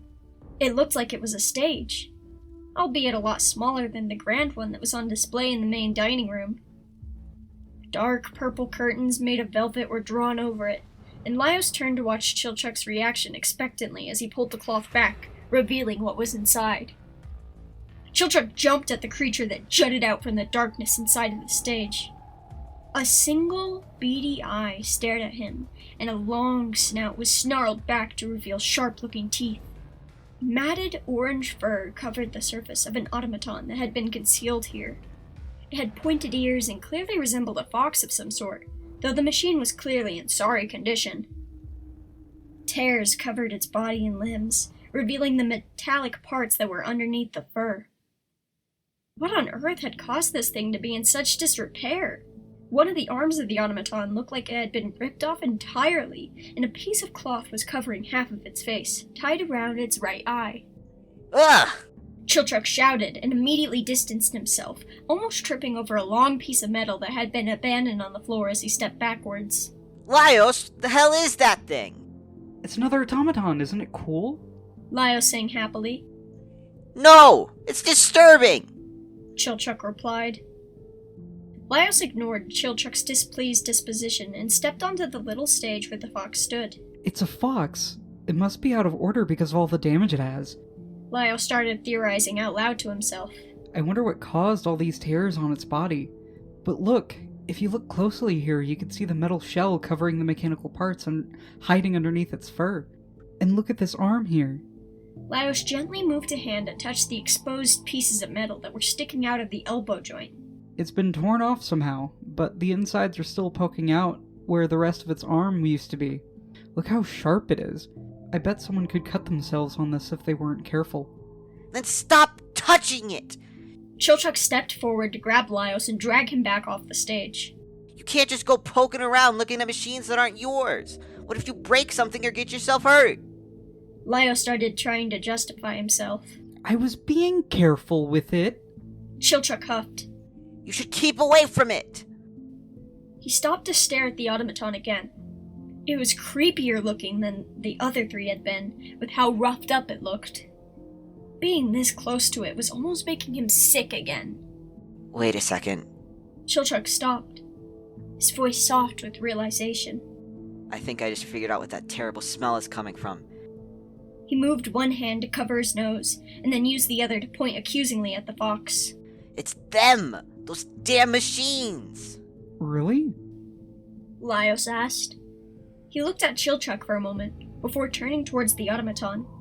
Laios walked back over to the fox and took a big whiff, before making a loud gagging sound and coughing. Ugh, oh my god, he smells horrible. Chilchuck kept his nose covered. I think you've spent enough time hanging out in this room. We're going back to the inn. Now. Okay. Laios was staring longingly at the unfinished automata that were scattered throughout the room, a little hesitant to leave just yet. But he knew Chilchuck was right, so the two left the room and started to walk out into the dark hallway. They were silent as they traversed through the restaurant, heading back from whence they had come. The soft clopping sounds of their boots against the hardwood floor rang through the halls until they got to a large room. Chilchuck remembered passing through it earlier when he had been wandering around looking for signs of Laios. Having no windows at all, the room was so dark that it was considerably harder to make out any of their surroundings. He didn't think that it was actually an employee room that was closed off completely to the public, as there was a door that seemed to lead out to the main dining area right next to the door that led to the rest of the off-limit hallways. There were 2 long tables laid out on each side of the room, chairs neatly stacked on top of them. A smaller, empty stage stood currently unused towards the back. This must have been another dining area, but a separate, more private option than the room next door. Frederick's must have held a lot of parties. Chilchuck suddenly froze, before holding out an arm to keep Laios from taking another step. Stop. Huh? Laios had a look of confusion. What's wrong? Shh. Chilchuck's voice was a whisper, and he cringed at the speaking volume Laios had taken. There's something in here. I heard it. Laios stood completely still. Something was in the room with them? Was it the monster? He immediately tried to scan the space for any signs of movement, but it was impossible to discern anything that was in here due to the intense darkness. Chilchuck made a soft noise. His voice was hard to hear with how low he was keeping it. There must be another one of those damn automata in here. I can smell it. There is? Laios turned to look over at the small stage. He didn't see anything in there. But where else would they keep an automaton? Let's move slowly. Follow me. Chilchuck then began to take very cautious, calculated steps as he snuck further into the room. He was particularly skilled at stealthing around without making a single sound. It wasn't an ability that Laios shared, but nonetheless, he stayed as quiet as he could, as he carefully followed Chilchuck's movements. It was too dark to rely on anyone but him for directions. Chilchuck jumped after they heard a clearly audible thump. Something heavy had shifted in front of them, causing a loud sound as it moved. They could hear the metallic chinks of metal parts shifting before there was another thump. Towering over them in the darkness, the silhouette of a giant machine approached Chilchuck and Laios. He stepped closer and closer, until it was near enough the two could almost make out what the bulky shapes in the shadows were. Laios gasped. That's... There was no way that what he was seeing was real. His eyes had to be deceiving him. Frederick Fazbear stood still in the center of the room. He was only a few yards away from where Laios and Chilchuck were cowering, blocking the path that led to the doors that were their escape.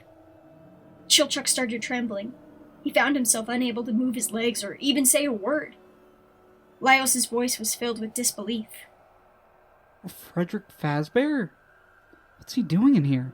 Isn't he supposed to be on the main stage in the dining area? Laios? Chilchuck's voice was practically a squeak. That thing... it's moving! Laios' face scrunched up in thought. But automata shouldn't be able to move on their own. At least not like that. Someone has to operate them and turn them on first before they can dance for the shows. A machine doesn't have enough free will to... The bear jolted forward as it took another step. Chilchuck screamed. His shrill was so high-pitched, Laios felt the need to cover his ears. In a blind panic, the half-foot bolted. Chilchuck! Laios shouted after him, but to no avail. Chilchuck had already run towards the back of the room, and was scrambling up onto the stage just to find a place to hide. Marcel must have been correct in saying he was scared of the automata when she was teasing him earlier that day. Laios turned his attention back to the bear that was standing before him, approaching closer and closer. How was it able to walk on its own like that? All movements of an automaton should be predetermined by the way it was built. Unless...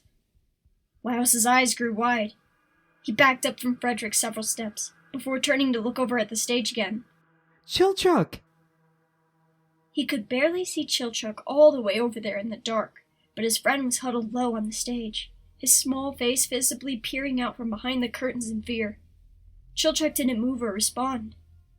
It didn't look like he was going to come out of hiding until the automaton was gone. Laios knew he would still be listening to whatever he shouted, though.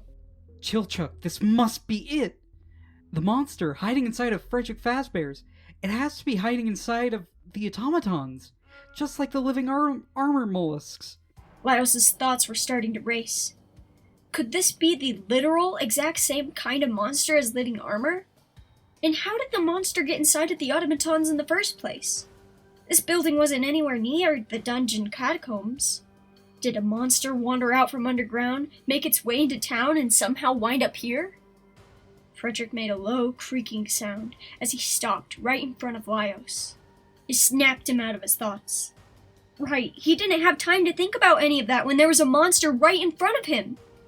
He reached down to grab at his side, before realizing that he had left Kensuke on the floor of their room back at the inn. Crap! How was he supposed to take this thing on? Frederick raised one of his paws high in the air, almost like he was about to strike Laios down. Laios acted quickly, scrambling to grab whatever he could. He reached to the side, and his hands landed on one of the chairs that had been stacked on one of the long dining tables for the night.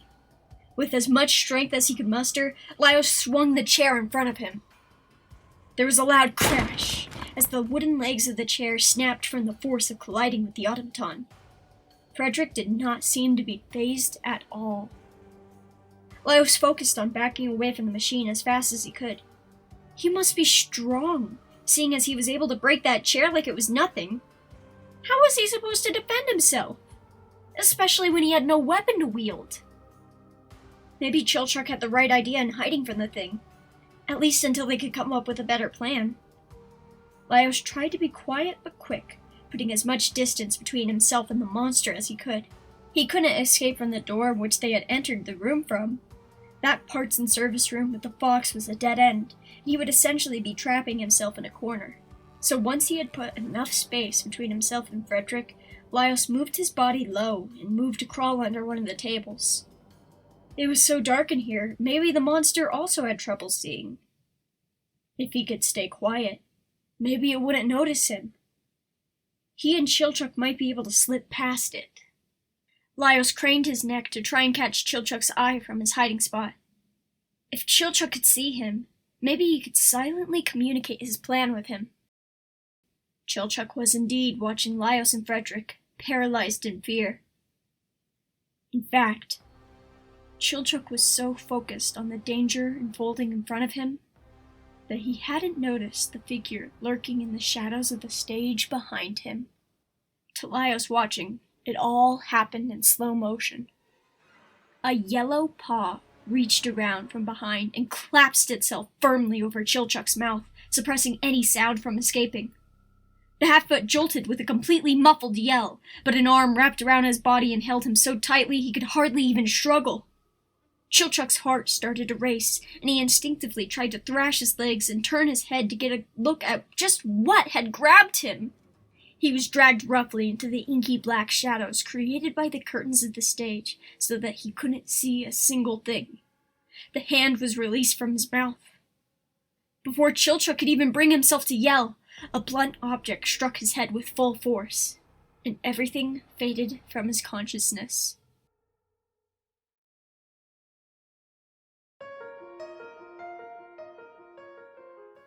Marcille had let out a scream so loud it made her own head feel light. Regardless of how faint her body was feeling, she was now running at full speed. It felt like her legs were pumping harder than they ever had, until she crashed into the first door she could find, desperately trying to find any means of escape.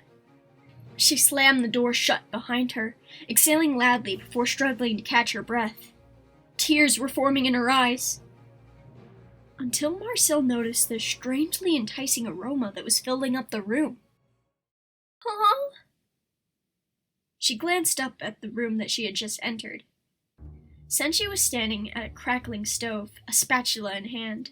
A variety of ingredients, pots and pans, were laid out neatly on the countertops around him, and he appeared to be in the midst of turning something in the oven so that it would cook evenly. Senshi! Marcille ran forward and hugged him tightly, burying her face in his beard. She could feel herself starting to sob. Senshi, help me! Marcille? Senshi only sounded somewhat surprised at her sudden intrusion into the kitchen. He let her continue to cling on to him, and only asked her a concerned question. What's the matter? Marcille sniffed, and then pulled herself away so she could grab Senshi's shoulders and look him in the eye. The rabbit! That rabbit automaton! It was moving! I saw it! He looked directly at me and started walking towards me and... Ah! Marcille let out a shriek and jumped back, almost falling over in shock. Senshi, what the hell is that? Marcille gestured at the menacing machine that stood merely inches away next to Senshi. The chicken seemed to glare back at her. Alarming red stains were smothered across its beak and bib. Oh, you don't recognize her? Senshi turned to beam at the automaton. She's one of those machines from that show you youngins were watching at lunch. I know that! Marcille's face was growing beet red. But what in the world is she doing here in the kitchen? I figured she just got a bit hungry, that's all. Senshi turned back to the stove and bent over to check on the food inside. Oh, it's ready. He moved to carefully pull out a large, steaming pizza topped with cheese, vegetables, and meats of all sorts. He grabbed a blade and cut it into slices before plating one and presenting it to the bird. Here you go, dear. To Marcelle's absolute horror, the chicken swung its head down, and its beak smashed into the pizza slice, smearing more of the tomato sauce messily all over the painted wood of the automaton. It repeated the motion several times, tearing the slice up into shreds. Senshi! Marcille started to wail. That's not okay! I thought you liked these automaton things. Senshi truly seemed to not understand what the issue here was. Yeah, I like them, but that was before they started to move on their own. Marcille explained. Weren't they moving on their own during that show? Senshi pointed out. I thought that was the whole point of these things. No! Well, yeah, they're supposed to move, but not like this. Right? Marcille's voice turned into a whimper as she looked at the chicken again. It appeared that the bird had finished the meal on the plate. Senshi moved to give the bird another piece of pizza. Well, regardless of all that, Chica here seems real sweet. She must be working hard, putting on that song and dance with her friends to entertain all those children. There was a fondness to his voice as he moved a hand out to gently pat the bird's wood. Marcille tilted her head. Chica? You learned her name? It was in this here cookbook. Senshi walked over to show the book to Marcille. He opened it to the first few pages. It has the name of all those characters. Marcille leaned over Senshi's shoulder to get a look inside of the cookbook. Oh, you're right.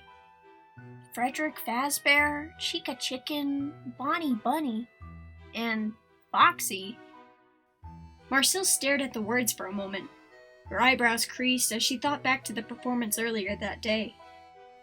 I don't remember there being a fourth one, right? Senshi shrugged before turning back to tend to Chica. He picked up a damp washcloth that was resting on the counter and started to wipe some of the tomato stains off of her beak. For some reason, the fourth name written in the book was tugging at something in the back of Marcel's mind. A distant memory, perhaps. A scream erupted from somewhere else in the building.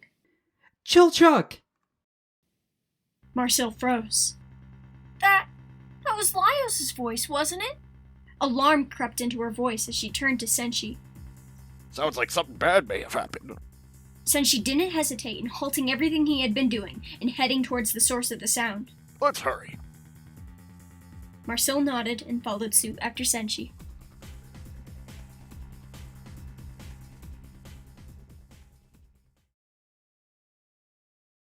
Chapter 5. Trapped. Senshi and Marcel made their way into the room where the loud cry had erupted from. When they stepped inside, they were enveloped by darkness.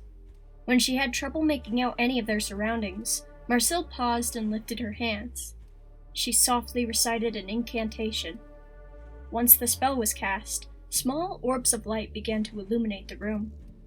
It was smaller than the main dining area, but they could see tables neatly lined up with wooden chairs stacked on top. A single chair that had been broken into pieces lay in the center of the room. Visible towards the furthest end of the room, Laios was standing with his back turned on a stage practically obscured by curtains. Laios! Marcel called out to him before running over to the stage. She should have been feeling angry. After all, Laios had caused them so much trouble by breaking into this restaurant and making them all wander around through terrifying, unfamiliar rooms. But the scream she had heard earlier made Marcel forget about all of that temporarily. Worry was the only emotion clouding her mind. What happened? Are you alright? Once she and Senshi got close enough, they could see that Laios was forcefully pulling on the handle of a door built into the back wall of the stage. Sweat was running down his red face, and the door shook as he used all of his strength in trying to break the thing open. It was to no avail, though. The door was locked firmly shut. It's Chilchuck! Laios grunted out before slamming his shoulder hard against the door out of anguish. Marcel glanced around the area in which they stood. She didn't see Chilchuck anywhere. What about him? Where is he? Laios screwed his eyes shut. It took him a moment to even answer. He got taken. Senshi took an apprehensive step towards Laios. Taken? Kidnapped. Chilchuck was kidnapped. Laios slammed his fist on the wood of the door. Helplessness was sinking in. He was taken and it's all my fault. I couldn't do anything. What? He was kidnapped? Marcel's voice was high with shock. What do you mean? Who took him? I couldn't see them well. It was dark. Despite that, the image of the furry yellow hand grabbing his friend before disappearing into the shadows was frozen in his mind. The event kept replaying over and over, taunting him. It looked like an automaton that did it. A yellow one. A yellow automaton? Senshi asked. He sounded a little perplexed. The only yellow one I know of is that bird, Chica, and she was in the kitchen with me the whole time. Laios was quiet, racking his brain over all of the information that he knew. He knew he couldn't have imagined the striking features of Chilchuck's attacker. He hadn't been able to make out any of the details under the cloak of darkness, but there was no way he could be mistaken about those paws. They weren't human. Hold on! Marcel was audibly trying not to cry as panic seeped into her voice. If one of those machines took him, Chilchuck could be in really serious danger.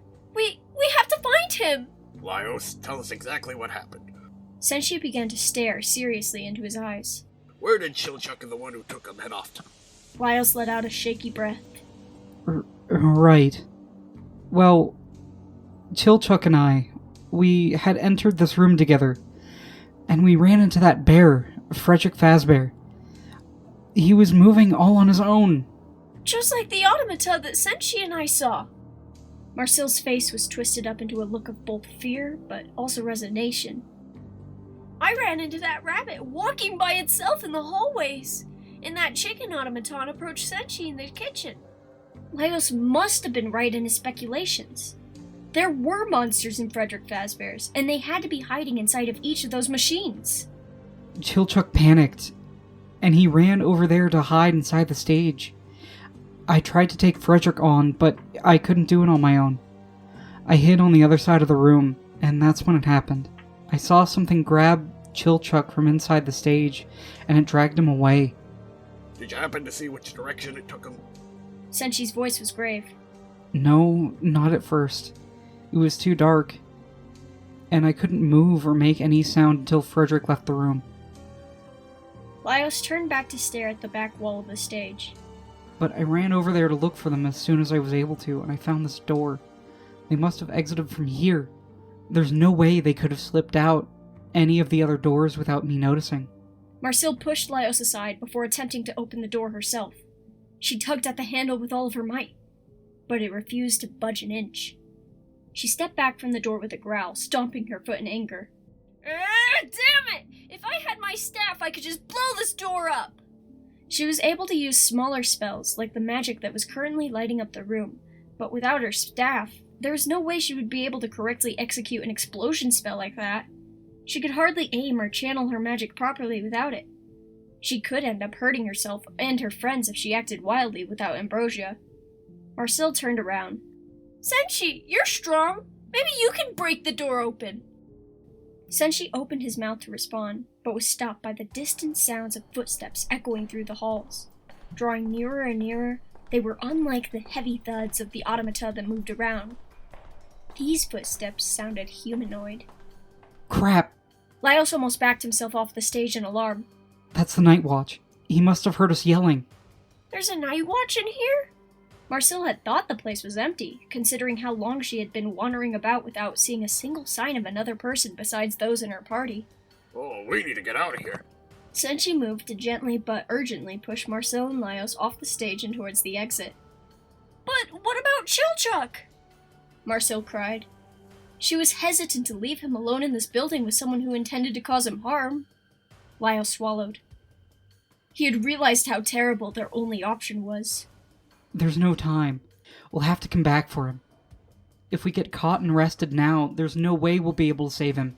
Senshi opened the door at the end of the room and nudged his party members out into the hallway. But... There were now tears streaming down Marcille's face. She tried to protest it. They couldn't just leave Chilchuck behind. She tried to turn back and look into the party room.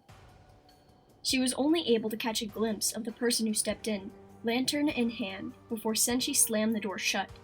Oh, let's hurry. He urged Marcille and Laios forward. As reluctant as Marcille was, she couldn't argue any longer.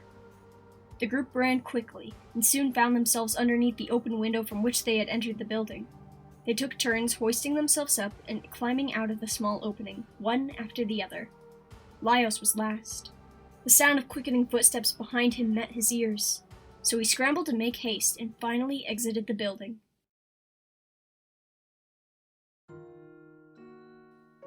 As the sun graced the horizon, morning light flooded in through the inn's windows.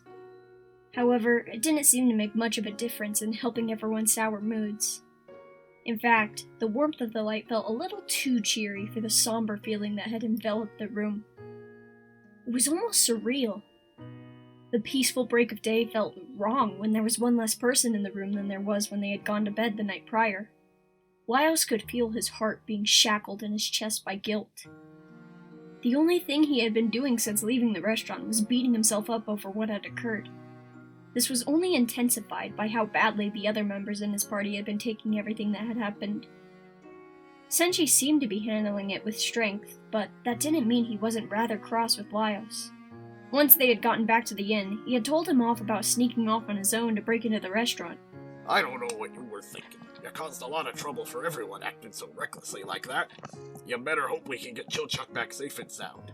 Worry permeated through the anger in Senshi's voice, making it clear that he was distressed over the half-wit's safety. Senshi had finished off his speech with a heavy sigh and a stern glare. I'm disappointed, Laios. Those words were a sword that cut directly into Laios' soul. But it was nothing compared to how distraught Marcille had been over the whole incident. It wasn't as if Laios had never seen her cry before. They had been friends for a long time, gone through all sorts of turmoil and expressed their emotions pretty openly. But Laios wasn't sure if he had ever seen Marcel this emotionally destroyed. Maybe once, when his sister had to be revived after being swallowed by the red dragon.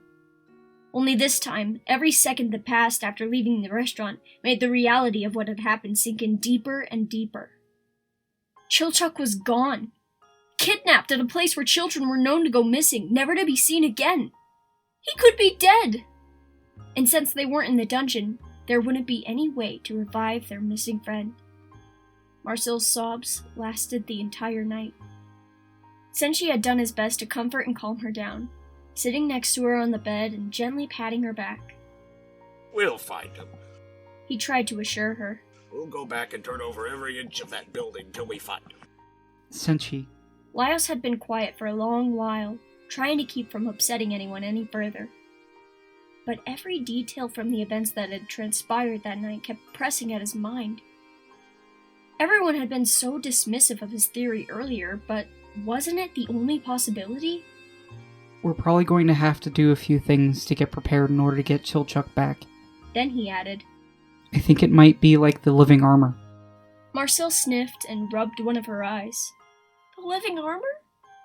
She didn't really see how that monster was relevant to Frederick's at all. Think back. Those mollusk monsters inhabited those seemingly empty shells to create the illusion that the suits of armor were alive, right? Hold on. You're not saying. Senshi started to realize what Laios had been implying. He nodded. Those automatons were moving. There could be a monster inside of them. Are you serious? Marcel asked weakly. I can't think of any other explanation for how those machines could move without human input like that. Laios explained. The thing that took Chilchuck could be one of those monsters. Senshi began to actually consider the possibility. I'm going to bring Kensuke when we go back in there. And Marcel. Laios nodded in her direction. I think you should bring your staff. Those machines are way more dangerous than we thought. And we should be prepared to fight.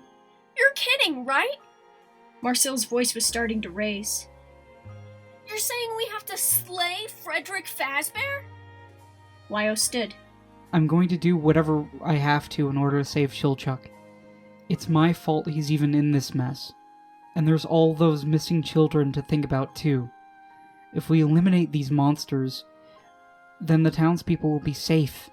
Well, what you just said certainly is the most plausible theory about those things that we got. Senshi decided. I say we should prepare for the worst. Monster or not, we'll have to fight to rescue Chilchuck. Laios let out a sigh of relief. They had actually listened and were open to what he had to say. But then, he spoiled their goodwill by saying the thought that had idly popped into his mind out loud. Wonder how automaton monster tastes. Ah! Marcel let out a sudden yell, jumping to her feet and marching over to point a finger inches away from Laios' face. There it is! I just knew you were thinking something awful about those automatons! Laios took a step back. Ah, wait! Eating them isn't the only reason why I think we should slay them. Marcel grabbed Ambrosia and used the staff to bonk Laios on the head, hard. No! We are not eating Frederick Fazbear! Their banter continued for a little while longer, with Laios becoming overly apologetic in an attempt to make Marcel less upset at him. Once she had gotten most of her anger out, Marcel huffed and then turned to sit back on the bed. Exhaustion was seeping in, and it was written all over her face. Staying up and running from machines the whole night clearly had a negative effect on her body. Senshi had noticed. Why don't you young'uns take a rest for a little while? We won't be of much use to Chilchuck if we're all sleep-deprived. Oh, but actually, I wanted to go out for a bit to check something out. Laios mumbled.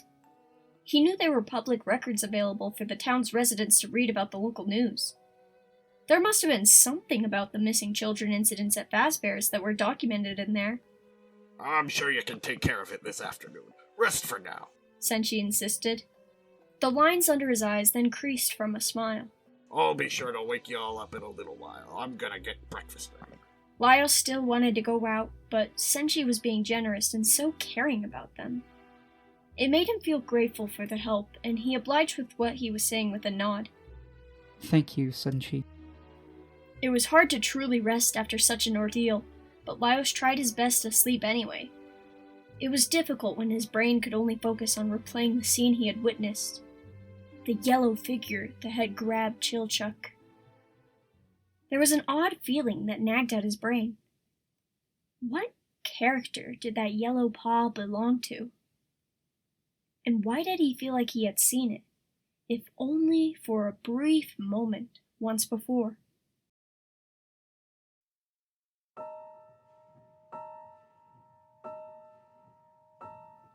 Chilchuck felt an intense pain as his head throbbed. He groaned a little as he stirred.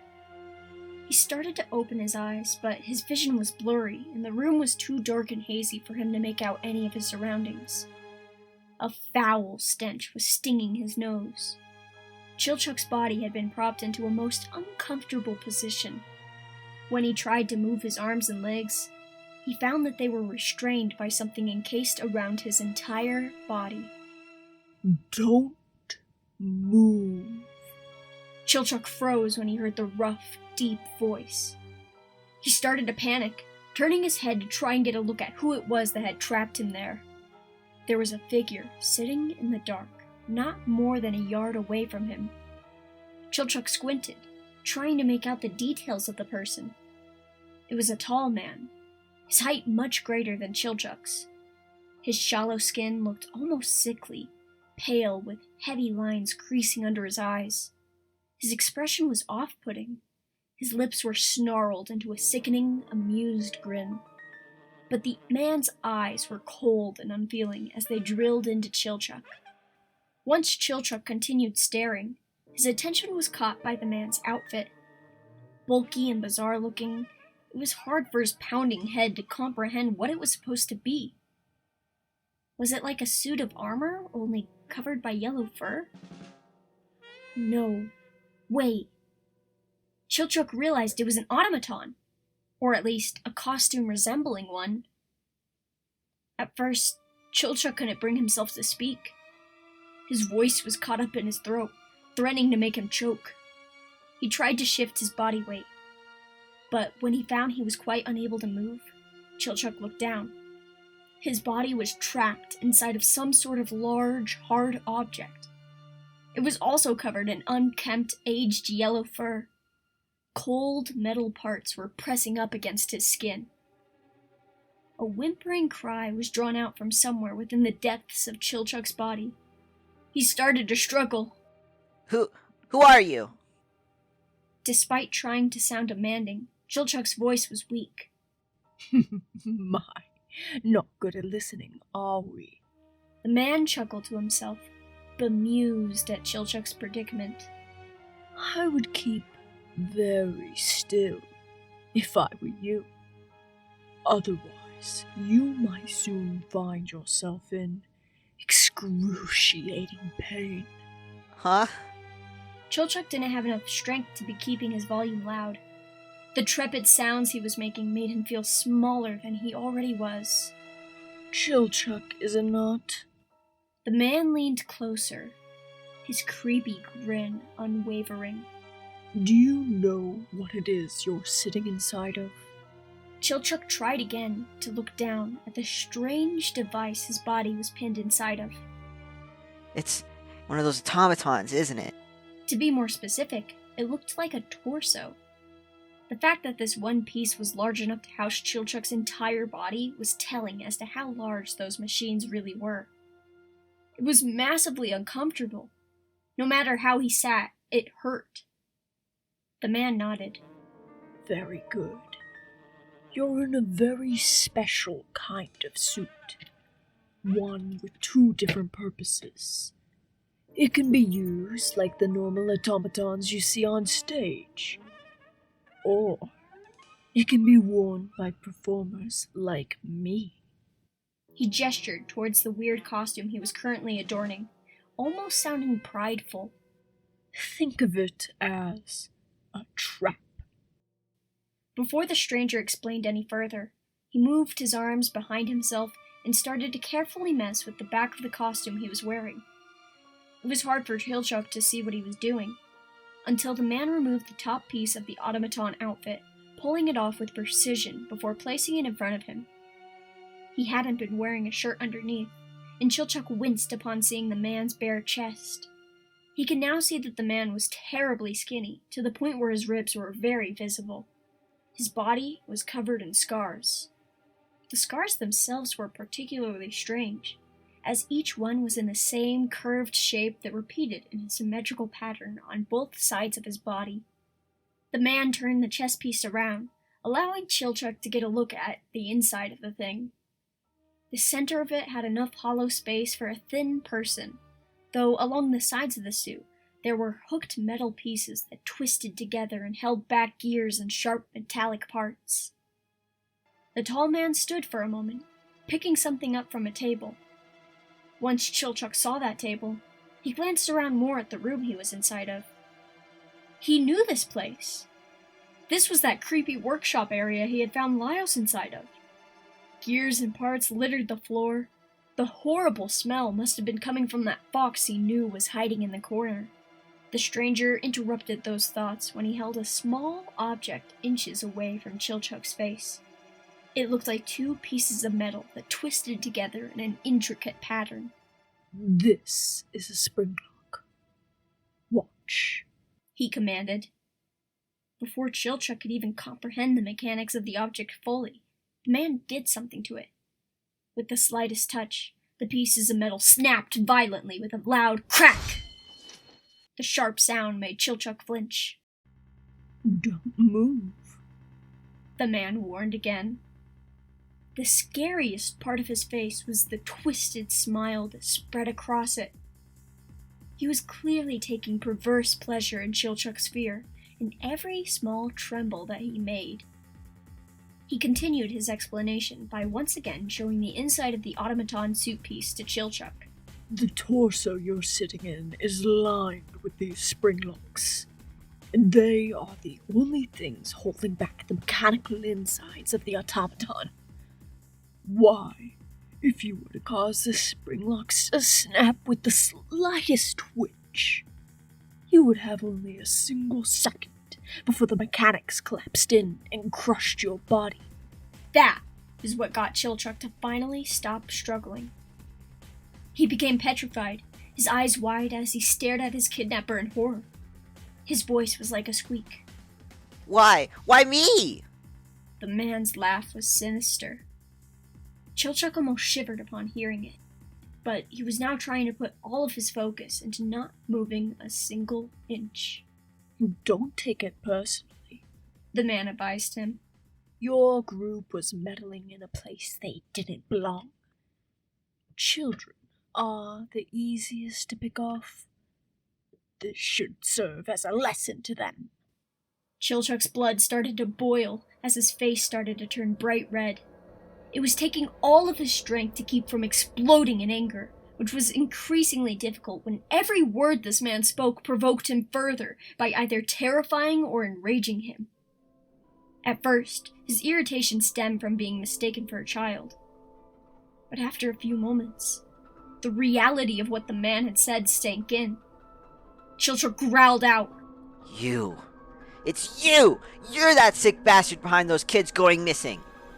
The man's expression turned stern, and his icy glare shot daggers into Chilchuck's soul. I'd watch your words if I were you. Haven't you realized the position you're in? That twisted look on his face intensified as he leaned uncomfortably close towards Chilchuck's face. You're completely at my mercy. Chilchuck gulped, his heart racing in his chest. Tears started to sting the corners of his eyes. He wanted nothing more than to scream, as this frightening man was both larger and stronger than him. Chilchuck was a total coward, he knew this. But the way the man was staring at Chilchuck made it clear that he found his whimpers of fear delicious. And he didn't like it in the slightest how much pleasure it was bringing the man. It made him want to be defiant, no matter how stupid that was with the position he was in. What did you do to them? Those kids? Where did you hide them? I'm sure you can figure that out, the man answered. A dark grin then spread across his face, and he gave Chilchuck a single hint. They're still here. Inside this building. Chilchuck opened his mouth to speak once more, but stopped. He was overwhelmed with so much rage, so much fear. He couldn't stop himself from starting to cry. Don't count on anyone coming to save you. You'll all be locked securely in this room. The man picked up the torso piece to his automaton costume and was slowly moving to put it back on, careful of all of the dangerous pieces inside. I'll warn you one last time. Don't move. The next thing Chilchuck knew, he was alone in the dark, trapped and unable to move. His head continued to pound, though there were other parts of his body that were sore with hurt as well. He was already aching from the position he was sat in, and he had to fight the urge to shift or move his body in the slightest. Tiredness was setting in. But he had to fight the urge to pass out too, in case being unconscious caused his death. Chilchuck was also starting to gag on the harsh smell invading the room. It physically pained him, trying to restrain himself as he coughed. It smelled like rotting flesh. Chapter 6: The Night Watch.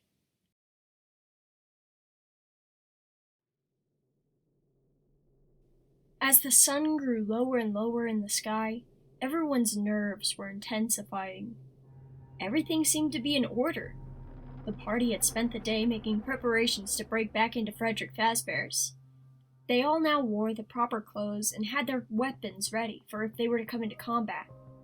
Senshi had ensured that everyone ate proper meals and took naps so they would have sufficient energy to take on whatever monster was lurking inside of the restaurant. Laios had even been able to relay to the others everything that he found out after researching the rumors at Frederick's even further by delving into the available public records. I was surprised by how many of these rumors were based in reality. You don't think everything the other party said about ghosts and stuff was true, do you? Marcel asked. She was willing to believe that children had gone missing there, but some of the other things they had overheard were a bit far-fetched. Well, I don't know if the ghost stuff was real or not. We didn't see any signs of ghosts, did we? Laios paused to recall all of the events that had happened the night prior. He wasn't sure if there were other monsters besides the automatons. But there were plenty of missing persons reports regarding little kids who had vanished here. Apparently the incident was never really solved. The island authorities stopped looking into it after a suspect was arrested. Really? They caught the person who did it? Marcel asked. She thought it over. Wait, if they really did that, then it would be a human behind those children going missing. I thought you said it was a monster, Laios. Laios nodded. Right. I wonder if they got the wrong guy or something. It actually said that they had arrested the owner of the restaurant, a tall man named Sir William Afton. He remembered the name catching his attention as he carefully read through the reports. But they ended up releasing him from prison. What? So after catching the person who was responsible for it, they just let him go? Marcel sounded baffled. But a criminal like that could be really dangerous if they were allowed to just roam free in society. They must not have had enough evidence on the suspect. Laios tried to think through the authorities' reasoning. At least, none of the reports actually disclosed the reasons why Sir William was suspected of the act in the first place. Maybe it was just because he owned the restaurant. None of that sat right with Marcel. She frowned. But that's terrible if they just gave up looking into the incidents when no one was really caught or punished for it. I know. Laios clenched his fist as he thought over everything they had learned. The things taking place at that pizza place had been the source of so much anguish and danger. Laios then started to speak strongly, with conviction in his voice. That's why we have to get to the source of it all. If we can slay the monsters that are actually behind those children's disappearances, we can put an end to it once and for all. It was with that resolve burning strongly in their minds that the group set out for the restaurant not more than an hour after the moon had risen. They had to be a lot more careful not to draw suspicion to themselves by leaving this early in the night, as more of the town's citizens would be out and about. All they had to do was act normally as they walked to Frederick Fazbear's. They were lucky enough that the street the building was on was mostly devoid of passerby. Once the coast was clear, the group acted swiftly and silently as they slipped into the alley on the side of the restaurant. Laios let out a sigh of relief. That window's still open. Well, let's move quickly and get this over with. Senshi suggested. We don't want to be caught meddling around out here like this. Laios nodded. Right. He was the first to climb up through the window. He leveraged his body through the small opening and then jumped down onto the hardwood floor of the pizza place. Marcel and Senshi followed after him. Marcel let out the breath she had been holding, now that they had made it safely back into the building undetected. Okay, She turned to look at Senshi and Laios. I think it would be better for us to all stick together this time, now that we know how dangerous wandering around in here in the dark could be.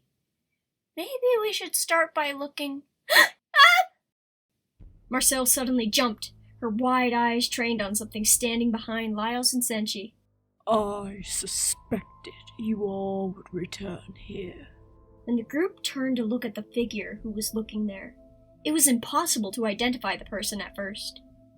He had been lurking in the dark shadows, obscuring the corners of the room, hidden from their initial view. He stepped forward and emerged into the beam of moonlight that was filtering in through the window. The person on night watch was a slender, tall man, wearing loose clothing that looked too big for his lean figure. In one hand, he held an extinguished lantern. Something about the man was immediately off-putting. His features looked like they were sunken into his face, with pale skin and creases under his eyes. His expression was stern, and his eyes drilled into each member of Laios' party. Everyone stood frozen. They hadn't even been in the building for more than a minute before they had gotten caught. The man on night watch looked over each of them carefully. His expression was angry, but for some reason it looked like he was trying to hide a slight smirk that was tugging on the corners of his lips. You should know that I could have all of you arrested for breaking and entering on the spot. What do you think you're doing here? We're sorry. Marcel was shaking. The poor girl was clearly overcome with panic, now that they had all been caught. What were they supposed to do? They couldn't be locked up in prison, not when Fallon was still missing in the depths of the dungeon and Chilchuk was God knows where. Their friends needed their help. The tall man was still examining them, a pondering look on his face. Are you here just for the thrill of sneaking into some place off limits? This may be an establishment of fun during the day, but you young people would be better off finding your kicks someplace else. Oh, no, sir. That's not why we... Laios had started to try to explain himself, but stopped when Senshi and Marcel shot him stern glares. They couldn't say anything out loud, but it was enough to send the message loud and clear. Laios couldn't directly up and say that he had broken in to slay a monster. The Night Watch was now giving him a look with an eyebrow raised, clearly waiting to hear what he had to say. Laios' thoughts raced quickly, trying to come up with something that sounded reasonable, something that wouldn't get them into any more trouble, something believable. Maybe he could just be honest with the guy? Well, you see, we lost our friend, and we think he's in this building somewhere. The man was quiet, and his expression became quite unreadable. Crap, that explanation sounded bad. Maybe he had been a little too honest. Even though it was the truth, when taken at face value, the stranger probably wasn't going to believe it. Laios tried to clarify further, without revealing exactly how their friend got lost. We weren't meaning any trouble, but we were in this building last night, and he got scared and ran off. So we only came back tonight because we were worried about him. We were gonna leave as soon as we got our friend back. Marcel's face was twisted with exasperation as she listened to Laios dig their graves even further. She tried to subtly kick at his leg to get him to stop talking. It caused Laios to bite his tongue and freeze in the middle of his words. The embarrassing, tense atmosphere lingering in the air was only intensified by the painfully long moment of silence. Eventually, though, the Night Watch spoke. I haven't seen anyone else in the building tonight. The place is as empty as it always is at this hour. Then the man gave them an unexpected smile. All right. I'll be lenient with you young people. Let me supervise you in your search. Marcel blinked in surprise. What? Wait, you're not arresting us? I'd prefer to avoid the hassle of such an ordeal, if possible. The man said. That being said, don't think I'm allowing you to just run around doing whatever you please. I always have my eye on every little thing that happens in this building. The way he asserted that sounded slightly ominous. I'll make sure your behavior here doesn't step out of line. Whether or not you end up behind bars is completely at my discretion. None of them could quite believe what they were hearing. The Night Watch was really going to be that lenient with them? Thank you, Mr. Laios trailed off when he realized he didn't really know how to address the stranger. The man finally introduced himself. David Miller. Thank you, Mr. Miller. Laios then started gesturing towards himself and his friends. My name is Laios. The elf right here is Marcel, and this is Senshi. A pleasure, David said. He then moved to start reigniting his lantern, and soon a glowing light had filled the small room. He then turned and began to walk out into the long hallway, glancing back and pausing in wait for just a moment. Follow me.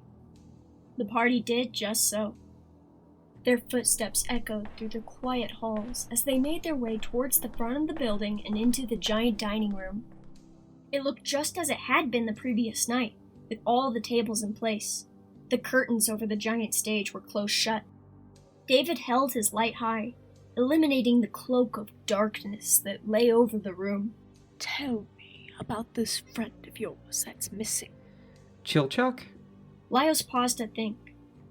Mr. Miller clearly knew the place well, so perhaps revealing some information about their missing party member would help the Night Watch deduce exactly where he was. Though Laios doubted Chilchuck was actually just hiding in some corner of the restaurant. No, he knew he had been taken somewhere by that automaton. Well, he's a half-foot with short auburn hair. He's pretty good with traps and locks and being stealthy. Is that so? David spent a moment or two carefully scanning their surroundings. Then he turned to start walking towards the stage. He moved to climb onto its platform before drawing back the curtains. There, the three automatons stood, completely still in their designated positions. The bear, the bunny, and the chicken. Laios' party had their attention captured by the machines as they stared up at the stage with a sense of uneasiness. Those animals had been moving around the previous night, but now they were all back here as if nothing had happened. Could they start moving again at any instant? Laios' hand reached for his sword. Laios, Senshi's voice was a low whisper, interrupting him from his thoughts. don't let that Night Watch catch you in the act of trying to desecrate those machines. Laios looked down at Senshi and then back up at David as he searched the back area of the stage behind the automatons. Senshi was correct, but it didn't help to ease the tense emotions Laios felt staring into the eyes of those automata. The machines were staring right back at him. No sign of your friend in here. David announced. There's not many places in this room that he could hide. Hey, Mr. Miller? Marcel hesitated for a moment. She knew they couldn't directly reveal what they knew about the automata, but she was still curious. Do you know how the automata work? He gave the elf a look. Interested in the machines, are you? Well, I was just wondering how they're able to move. She gave the creepy automatons a wary side-eye. Is it really just the gears and parts inside of them that causes it? David chuckled. That question seemed to amuse him. Though Marcel wasn't sure if she liked the condescending stare he gave her, before turning to look back at the automatons. That's all there is to it. Care for a demonstration? Lyos's eyes widened. A demonstration? You mean you could turn them on right now? A sly grin crept across the Night Watch's face before he ducked behind the automata on stage. After a few moments of faint shuffling sounds, Frederick Fazbear moved with a jolt. Marcel yelped and backed away from the stage, startled by the machine's sudden activation. The sound of whirring gears and clinking parts became audible as Bonnie and Chica joined Frederick in a rehearsed mechanical dance.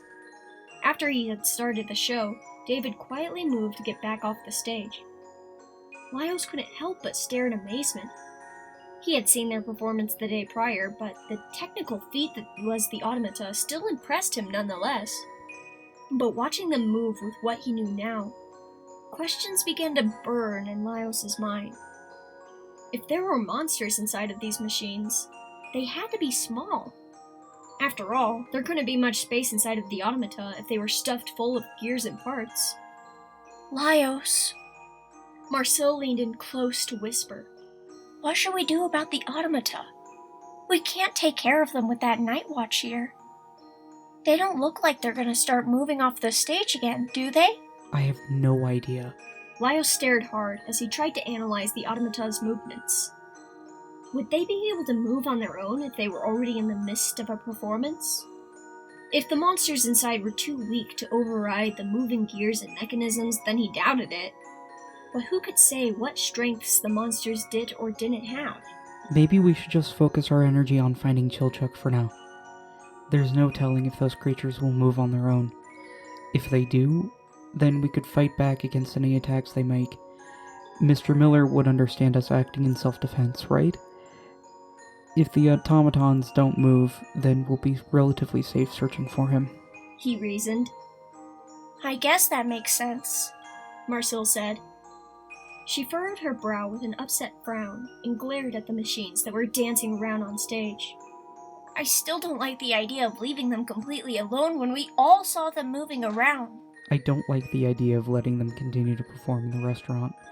If they are monsters and we just leave them be, they'll continue to kill children. There was anger in Lyos's grave voice. After we find Chilchuck, we'll have to go back to the inn, but we should come back later to slay the monsters. No, we shouldn't! Do you even hear yourself? Marcel was forgetting to keep the volume of their conversation down. We literally just got caught by the Night Watch. You want to risk coming back here later? Putting ourselves in danger and risk getting caught a second time? Not to interrupt your conversation, Senshi cut in. but where did that man go? Did any of you see him wandering off? Huh? Marcel stopped and looked around. David Miller had seemingly vanished. That's weird. Didn't he say he was going to supervise us? Lyos turned his head. Marcel started mumbling. Yeah, you'd think that involves staying and watching us. Lyos became quiet. There was something unnervingly wrong about the Night Watch suddenly disappearing. Where had he gone? It wasn't possible that an automaton had taken him while their attention was focused on the stage, was it? We might as well not waste any more time waiting around here. Senshi said. Chilchuck is most likely in one of the employee areas. Oh yeah! Marcel glanced around one last time to make absolutely certain David was gone. We should sneak off while we have the chance. Right. Lyos figured it wasn't necessary to analyze it too deeply when they had a missing friend to track down, so he led the group in wandering towards the back hallways. The unlit corridors were now a little too familiar, given how many times the group had traversed through the building over the past day. They passed the door that led to the room with the window which they had entered from. None of them bothered to even glance inside. If Chilchuck were in there, they would have seen him earlier. Then they had to pass through the long, inky black party room. The room where Chilchuck got taken. Lyos felt his shoulders tense up just entering in here. Marcel chanted an incantation and light filled the room. It almost seemed to transform the interior entirely, with the silhouetted shadows and shapes being lifted from obscurity. The walls of the room were bright and cheery in color. it was much easier to make out their surroundings. Immediately, Laios' eyes were drawn to the empty stage. Maybe we can try to get that door open again. Marcel stepped forward with confidence, gripping her staff. Leave it to me! Senshi gave her a look. You don't plan on blowing it to pieces, do ya? He was recalling the previous night when Marcel had shouted in anger about blowing the door up to get Chilchuk out. It ain't smart to draw even more attention to ourselves by causing damage. Don't worry, Senshi. That won't be necessary. She was already climbing onto the stage. Once she was on top of its raised platform, she stood tall and announced with pride.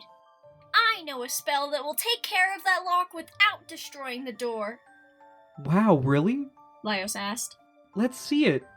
Step back, Marcel commanded. She eyed the door for a long moment before taking a deep breath. Then, she swung her staff forward and pointed it at her target before chanting a complicated-sounding spell aloud. After a few moments, the metal handle of the door began to completely dissolve away. Its liquidy remains splashed onto the wooden stage with a loud sizzling sound. Marcel! Senshi raised his voice in alarm. I thought you just said you weren't gonna destroy the door. What are you doing? Huh? Senshi's sudden shouting seemed to have startled the girl. I said I wasn't going to destroy the door. I didn't make any promises about the door handle. She used her staff to point at the remains that were singeing the stage. I used a spell that heated the metal to the point of melting.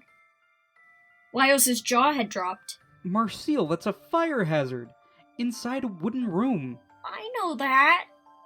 She looked away from the others with guilt written across her face. I just couldn't think of any better spells to cast. If Chilchuk were here, then that door would have been opened a lot easier.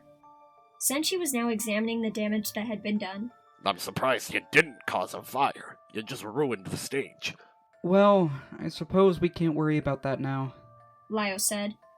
He stepped forward and gently pushed the door open. With only a smoldering hole left where the doorknob once was, it swung open easily. Behind the door was a dark and narrow passageway. In fact, it was so skinny that they would probably have trouble fitting in there all at once. They would have to move one after the other in a single file line. Laios peered into the hallway, considering their options for a moment. He then turned. Marcel? We don't know what could be waiting for us in there. If we encounter the automaton that took Chilchuk, we have to be prepared to fight. Marcel nodded. Right. She held Ambrosia tightly in her hands. Laios drew Kensuke. If he was going to lead his party into the unknown, he was going to do it with his sword at the ready. Alright, let's head in there. Laios ducked his head and took the first steps into the tight passageway. It was dimly lit, and a musty scent lingered in the air. Cobwebs lined the low-hanging ceiling. The distant sound of a rat scuttling and scraping along the floor met Laios' ears. He heard his friend's footsteps clopping against the floor as they squeezed into the entrance behind him. Senshi was first. Marcel brought up the rear. Nobody spoke a word. Marcel kept taking quick glances behind her. If anyone happened to follow them through the now broken door, Marcel knew that she would have the responsibility of spotting them. She shuddered, imagining one of those towering automaton machines cornering them all in this claustrophobic space. But then Marcel shook her head. She had to dispel that silly thought. After all, she was plenty powerful, so she could definitely defend herself and her friends from one of those monsters with the use of one of her powerful spells. Right? Laios stopped walking so suddenly that Senshi ended up bumping into him. That in turn caused Marcel to stumble into Senshi. She sputtered a little. Ah! Laios, what gives? Why'd you stop? Sorry. Laios apologized, glancing back at his two colleagues. I didn't mean to startle either of you. It's just that we've reached the end of the passageway. There's another door up here. There's another door? Why does a pizza restaurant need so many secret doors and passageways anyways? Marcel asked. Laios tried to come up with an explanation. Well, this little hall we're in led to the backstage of the performance area in one of the party rooms, right? Maybe this room at the end is for the workers to transport the automata to and from it. Or I could see it being used for entertainers so that they could get from place to place. Lyles thought back to when they had all eaten there in the dining room. While there was an automata performance on the stage, he also remembered that an employee had been acting as a jester of some sort for some children. He had been wearing that interesting-looking rabbit-themed automaton outfit. Lyles suddenly let out a loud yell. Senshi and Marcel both jumped. Ah, what's the matter? Senshi shouted out of alarm. That rabbit. Lyles' voice was stricken with realization. He turned, his eyes wide with horror.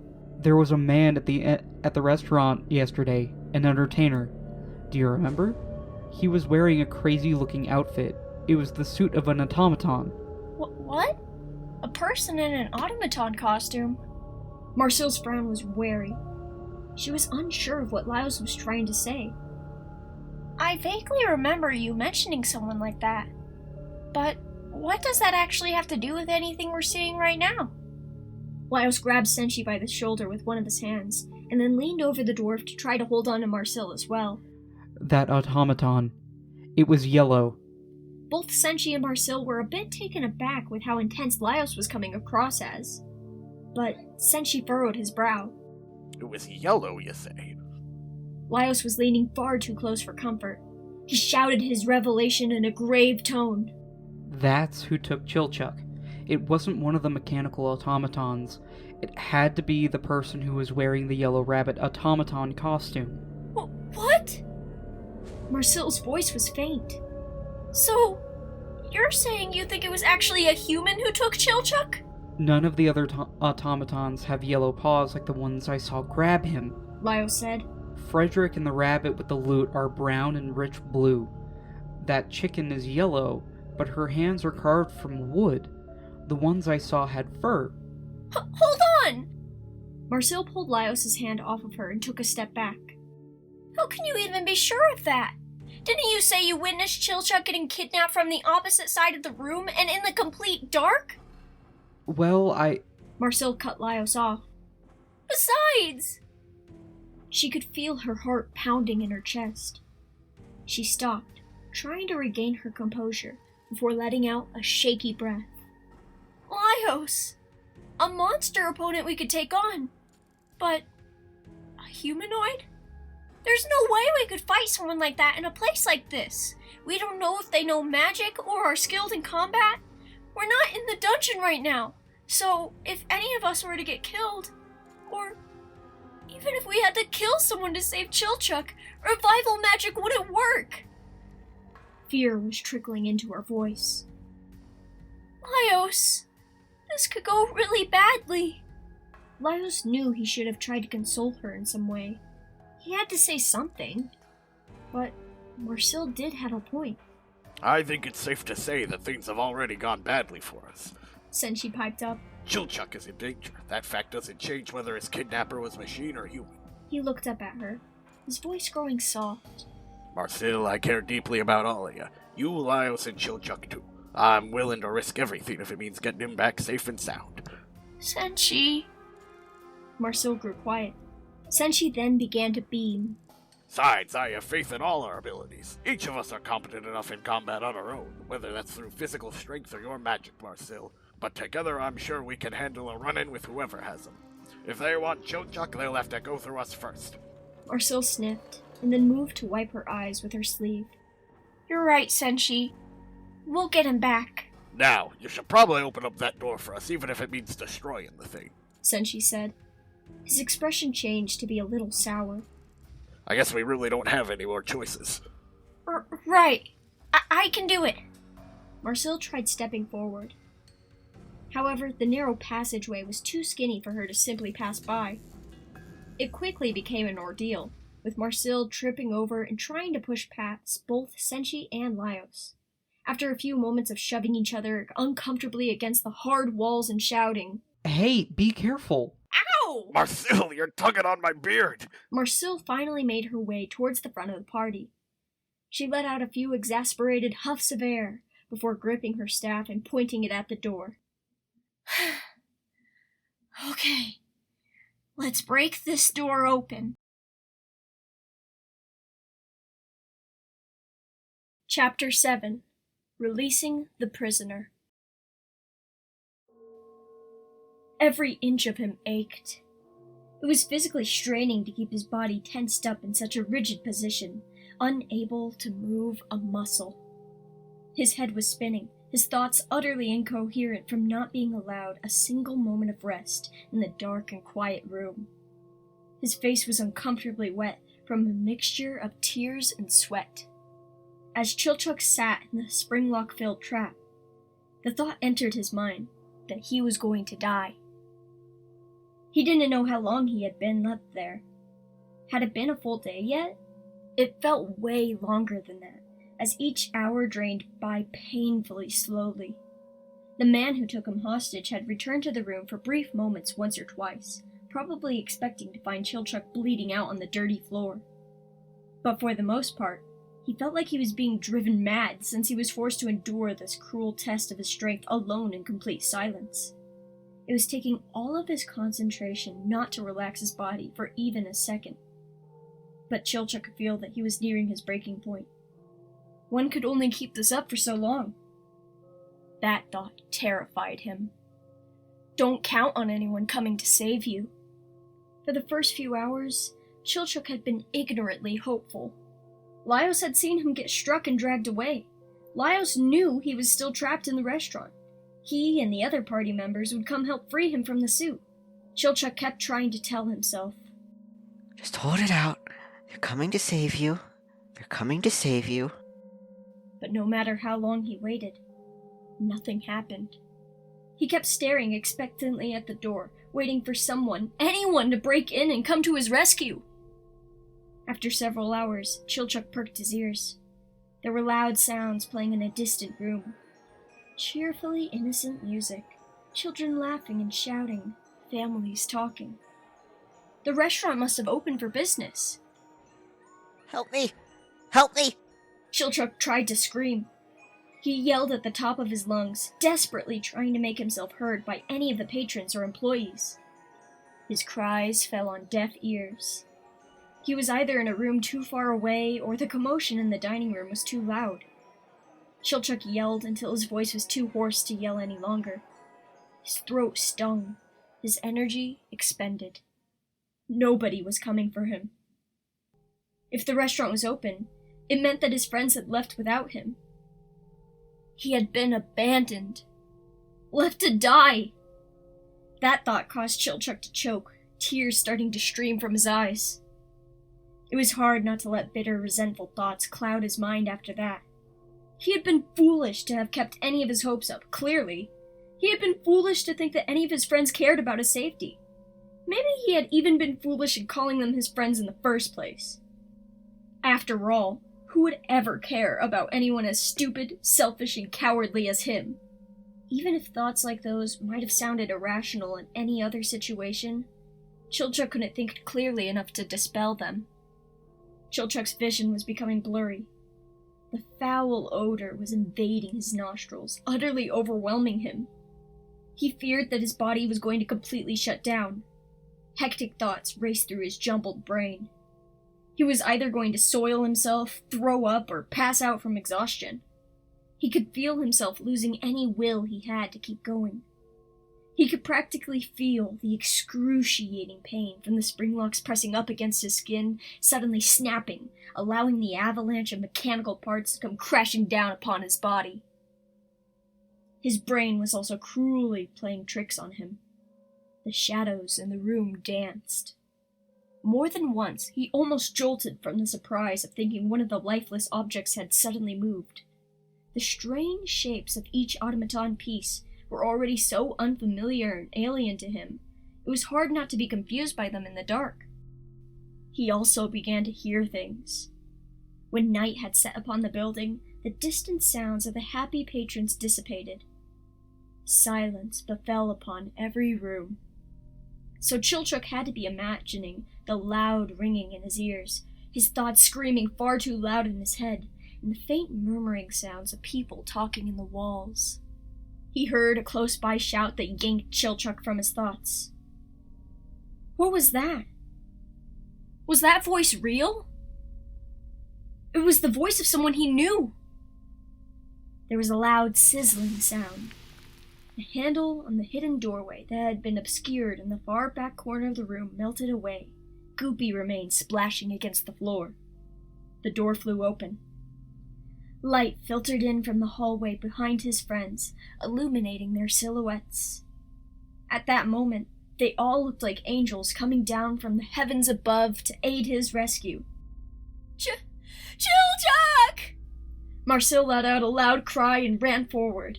There was a loud clattering sound as she haphazardly dropped her staff to the ground. She fell to her knees in front of him, her arms reaching forward. Don't touch me! Chilchuck's screech was sudden and drenched in panic. His breathing quickened. Marcille fell back in surprise. The other two had entered the room from behind her. Laios approached in concern. Chilchuck, are you okay? Are you hurt? Don't touch me. The half-foot breathed out again, weakly. He tried to slow his rough exhales.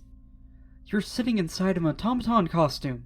Laios stared down at the strange contraption. A yellow torso with raggedy fur. This didn't belong to that rabbit performer, did it? No, its fur was longer than the rabbit's. The texture was way more similar to the fur that was draped over Frederick Fazbear himself. Chilchuck's pale face was the only part of his body that was visible, everything from his neck down jammed tightly into the suit. It's a trap. Chilchuck recited the information the man had given him. If you go about touching it in the wrong way, it's set up to impale my body. Impale you? Marcille's voice was high. Chilchuck's eyes darted down. He couldn't get a good view of the costume without turning his neck, which at this point he was too scared to do. But he was able to catch a peek of the suit's insides just by glancing. I've been trying to examine the pieces.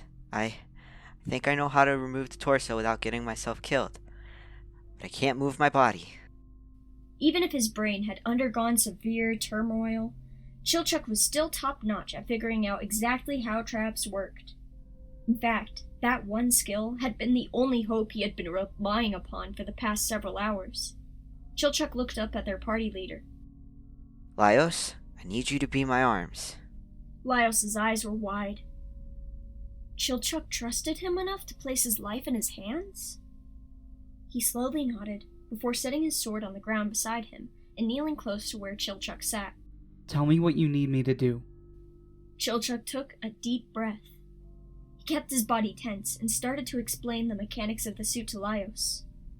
Those small twisted pieces of metal lining the edges of the suit are called spring locks. If you aren't careful and touch them in the wrong way, they'll snap and let the mechanical parts of the automaton crush my body. Chilchuck hesitated before saying anything further. In truth, he had no way of knowing exactly how the spring locks worked.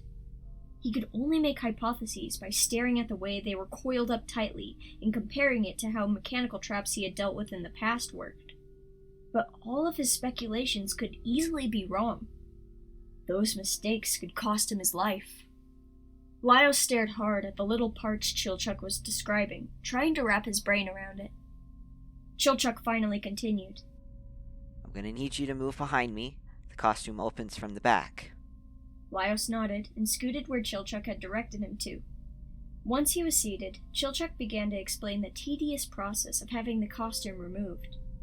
The spring lock's coils were able to be wound up even tighter than they were now, which ultimately was safer for him. But one wrong touch or nudge would loosen them enough to cause the snap. If Laios could manipulate the coils of the locks in the right way, then they could be wound up enough to give Chilchuck a single moment in which he could escape. But only a single moment. It was all Laios could do to keep from trembling. His fingers weren't nearly as nimble as their skilled picklock, but he followed his instructions carefully and slowly. A bead of sweat ran down his forehead as he worked down the entire back of the suit. Okay. Chilchuck's voice shook a little. Here comes the really dangerous part. Marcille tensed up. Wait, you're not going to try something reckless, are you? Chilchuck, you can't risk anything like that with the position you're in. You could... I don't have much of a choice. At first, Chilchuck snapping at her seemed to be out of complete irritation. If I sit here and do nothing, I'm going to die. He paused, choking over his words. It now became incredibly obvious from the tears that had started welling in his eyes that his sudden shouting was completely out of fear. I can't hold on much longer. I don't have the strength. Chilchuck swallowed. I only have one idea. If it kills me, it's my own fault. But I don't want it to end with me rolling over and accepting that fate. We need to take every chance we have. Chilchuck, you're one of the most skilled people I know, especially when it comes to traps like this. Lio said. I believe in you. Whatever your idea is, I'm going to help, alright? If Chilchuck could move his neck, he would have nodded. Okay. He could feel his heart pounding harder in his chest. For a moment, he worried it was strong enough to set off the spring locks lining the trap. Marcel? Senshi? Please step back. Though they were still a little hesitant, the two stepped away. Marcel moved to tightly hold on to Senshi's hand, just so she would have someone to help ground herself. Chilchuck then explained his plan. Laios, I'm going to start counting down. Once I get to 1, I'm going to need you to open the backside of the torso piece wide enough for me to fit through the opening, before quickly yanking it away from my body. Throw it as hard as you can, as far away from me as possible. I'll try to pull my body away from it at the same time. Chilchuck, are you sure? Laios' eyebrows creased. Won't that set off the spring locks? Please, just do it! Chilchuck squeezed his eyes shut. Laios opened his mouth to argue, but then closed it and nodded. He had to put his faith and trust into Chilchuck and his plan. He moved to Chilchuck's side to get into position. Chilchuck took a long and deep breath, knowing very well that it would possibly be his last. It took him several moments to work up the courage to speak. 3, 2... Laios curled his fingers, ready to grab onto the metal piece. 1! At Chilchuck's signal, Laios pulled the back of the automaton suit open.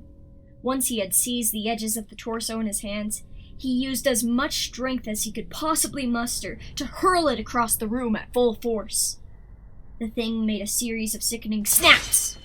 The repeated crack sound of the lock setting off wildly was as loud as a blast of thunder. It made noises as sharp as an entire tree snapping in two. The torso piece fell to the ground with a heavy clatter, but it continued to jolt around for a single moment from the enormous amount of force being set off inside of it. The startling scene happened in the blink of an eye. Not more than a few seconds after it started, the automaton piece lay completely still. Chilchuck had fallen, landing hard onto his back on the cold wood floor. He laid there stunned, wide eyes frozen up at the ceiling and his chest heaving. All was quiet. Everyone had been waiting in bated breath. It took several seconds for any of them to even comprehend if their plan had succeeded or not. Then Marcel erupted into bawling. Chilchuck! She dashed forward and scooped the dazed half-foot up, hugging him from behind in one of the tightest embraces she had ever given. Chilchuck! A humongous smile filled with a mix of relief and giddiness crossed Laios' face, and he rushed to join the hug. He held his arms around both Marcel and Chilchuck from the front. Senshi had marched over beaming and soon joined in from the side, wrapping his arms around everyone and somehow squishing them even closer together than they already were. Chilchuck was being crushed by the weight of all of his friends pressing their bodies against his own. He could feel Marcel's wet tears nuzzling into the back of his neck and Senshi's scratchy beard rubbing up against his skin. Normally, he hated this kind of thing. He was never really good at expressing affection physically, and would often push his team members away if they even tried to hug him. However, at that current moment where Chilchuck was being smothered by love, he didn't even want to resist it. Maybe he was simply too exhausted to protest, or maybe it happened too quickly for him to have a say in the matter. Maybe he had desperately missed his friends so much that he somehow liked the feeling of being smushed. All Chilchuck knew is that he found himself enveloped by warmth and comfort. He melted and started to sob. The group stayed huddled together in their embrace for a long while. However, after a few minutes, Chilchuck started to struggle. He wasn't coherent enough to form actual words, but he made a strange little sound. Senshi heard and then gently pushed Laios and Marcel away enough to allow Chilchuck the chance to escape the hug. Give him some space now. As soon as he was able to, Chilchuck stumbled away from the group, fell to the ground, and started to vomit. Marcel sniffed loudly, trying to wipe her tears enough to get a good look at the half-foot.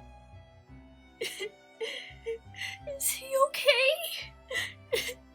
His body has probably gone through far too much stress and tension after being in a trap like that for so long.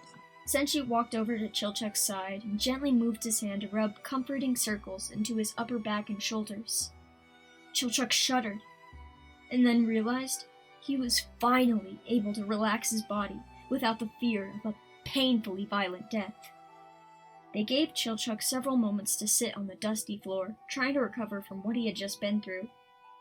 Once their emotions had calmed somewhat, and most of the tears had slowed, Laios decided to try and ask Chilchuck for more information.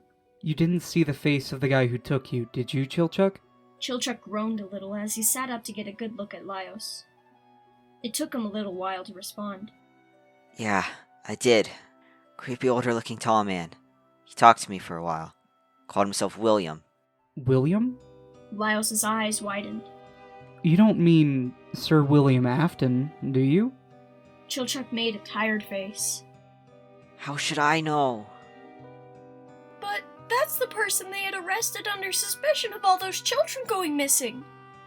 Marcel recalled. So it was really him? That guy was definitely responsible for whatever went down at this restaurant. Chilchuck asserted. Probably dozen other heinous crimes as well. Laios looked like he was deep in thought for a moment. So he kidnapped you because he thought you were a kid or something?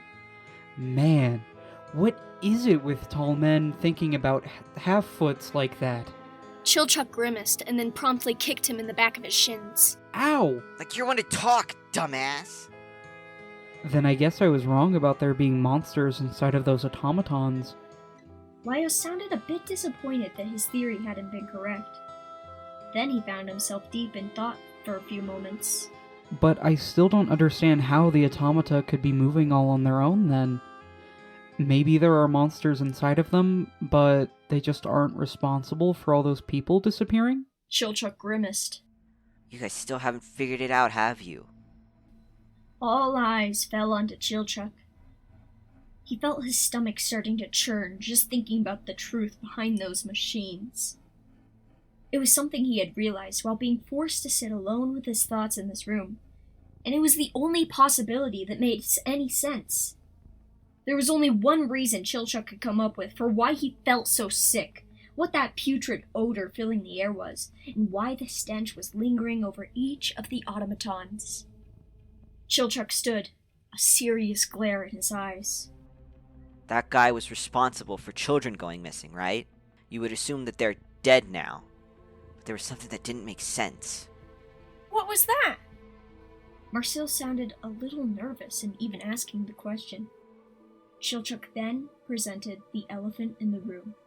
Where did he hide the bodies? The bodies? Laios realized he hadn't even thought of that. They were probably hidden in one of the back rooms of the restaurant, right? Someplace that normal patrons couldn't look? Chilchuck shook his head. Don't you think the authorities would have found them by now if that were the case? Hell, even we should have stumbled upon their bodies while searching for you in this dingy place. Then, what does that mean? Marcel tried to think it all over. If they never found their bodies in the back rooms of this place, then... Chilchuck turned his back and walked over to the abandoned round stage that sat in the corner of the room. He only paused for a brief moment before grabbing the edges of the silky purple curtains and throwing them aside. The fox automaton was sitting in the exact same position it had been in the previous night, its single visible eye glinting and its sharp fangs bared. The foul stench lingering inside the stage seemed to pour out into the room, and Chilchuck moved his hand to cover his nose. Marcille was peeking over Chilchuck's shoulder to get a look inside of the stage. She gasped. Hey! I remember this fox. He used to perform in the main dining room along with the other animals in the band. Senshi peered over as well. So that must be Foxy. Was wondering about where that one was. Chilchuck pretty much ignored the two talking amongst themselves, instead focusing his attention on the fox in front of him. He hated how lifelike the eye staring back at him seemed. That man, he was really cruel, but also very smart. There's one place that he knew the authorities wouldn't even think to check. Ugh. Lio suddenly yelped in alarm. Chilchuck, you're not saying what I think you're saying, are you? Horrific realization was dawning on him. Chilchuck glanced over, his eyes cold. He nodded once. It's them. Marcille's face twisted into one of dread. You don't mean the automata? Senshi's expression slowly turned into one of anger. No, he hid those innocent kids' bodies in those machines. Lio started to theorize. Then the reason the suits have been able to move and walk around on their own, it must be because of those children's ghosts. Ghosts most often possess people, but that includes taking control of dead bodies. If this building is where they died, their spirits might be linked here. The smell of death has been making me feel so sick. Chilchuck sounded a little pathetic as he said that. He was practically whining out of exhaustion. He gave the fox automaton one last look before shutting the curtains closed again. He opened his mouth to say something more, but was stopped by a sudden noise coming from behind the group. The door that led out into the main employee area shuddered. There were the clicking sounds of a lock coming undone, and then the handle turned. Chilchuck jumped with a high-pitched squeak, almost toppling off of the stage platform out of fright. He was able to instantly recognize the tall man who entered the musty room as his kidnapper. The man's features were all twisted into a scary scowl, his narrowed eyes livid. Now you've done it. This man, the so-called David Miller, had a voice that was a low growl. Chilchuck moved in a blind panic to hide behind Senshi. He held tightly onto the dwarf. Senshi took on a protective stance, ready to use his body as a defensive shield against any harm that could come to the halffoot. David took a step forward and approaching the group with a menacing stance. Marcille was the first person to act. Her staff was out of reach, having been dropped onto the ground on the other side of the room. So instead, her hands frantically searched the table she was backed up against for the first object she could grab. Her fingers landed on a long, hard metal rod of some sort. Marcille didn't even take a single moment to look at what the object she had grabbed was before she swung it at full force, directly onto David Miller's head. The metal rod landed with a resounding thunk, knocking the Night Watch to the ground. Blood trickled from the top of his head, and his body became limp. Everyone was frozen still out of shock. But as soon as Marcille processed what she had just done, she let out a panicked screech. Oh my god, I killed him! No, you didn't. Laios got close enough to give the man a nudge with his foot, making sure that he was truly out cold. He then knelt down and felt his chest. He just got knocked unconscious. Chilchuck was brave enough to take a peek out from behind Senshi. That's him! The guy who took me hostage! So this man was lying to us about his identity, huh? Senshi walked up to where William lay and examined his lifeless body for a few moments, pondering. I've never met a more despicable person in my life. None of them had ever heard Senshi take on such a disgusted tone of voice before. Though he was still a little nervous in getting this close to the guy, Chilchuck timidly approached. He glared down at him for a few moments. I'd like to give him a good kick in the crotch. Don't! Marcille implored. I mean, I'm not saying he wouldn't deserve it, but what if that wakes him up? What should we do? Laios glanced at the others. If I used my sword right here and now, we could slay the monster responsible for all those missing children. All of those incidents would come to an end. Yeah, but if the authorities found out, you'd be arrested for murder. Marcel's voice grew quiet. Even if he is a terrible person, we should report everything that's happened here to the Island Lord. Oh sure, that'll go fantastic! Chilchuck rolled his eyes, sarcasm dripping from his voice. Why don't you just tell everyone that we all broke onto private property in the middle of the night, multiple times at that? I think we should focus on getting out of this place first and foremost. Senshi said. If we stand around here debating it any further, the Night Watch might wake up. I'm not gonna let us get ourselves into any more danger.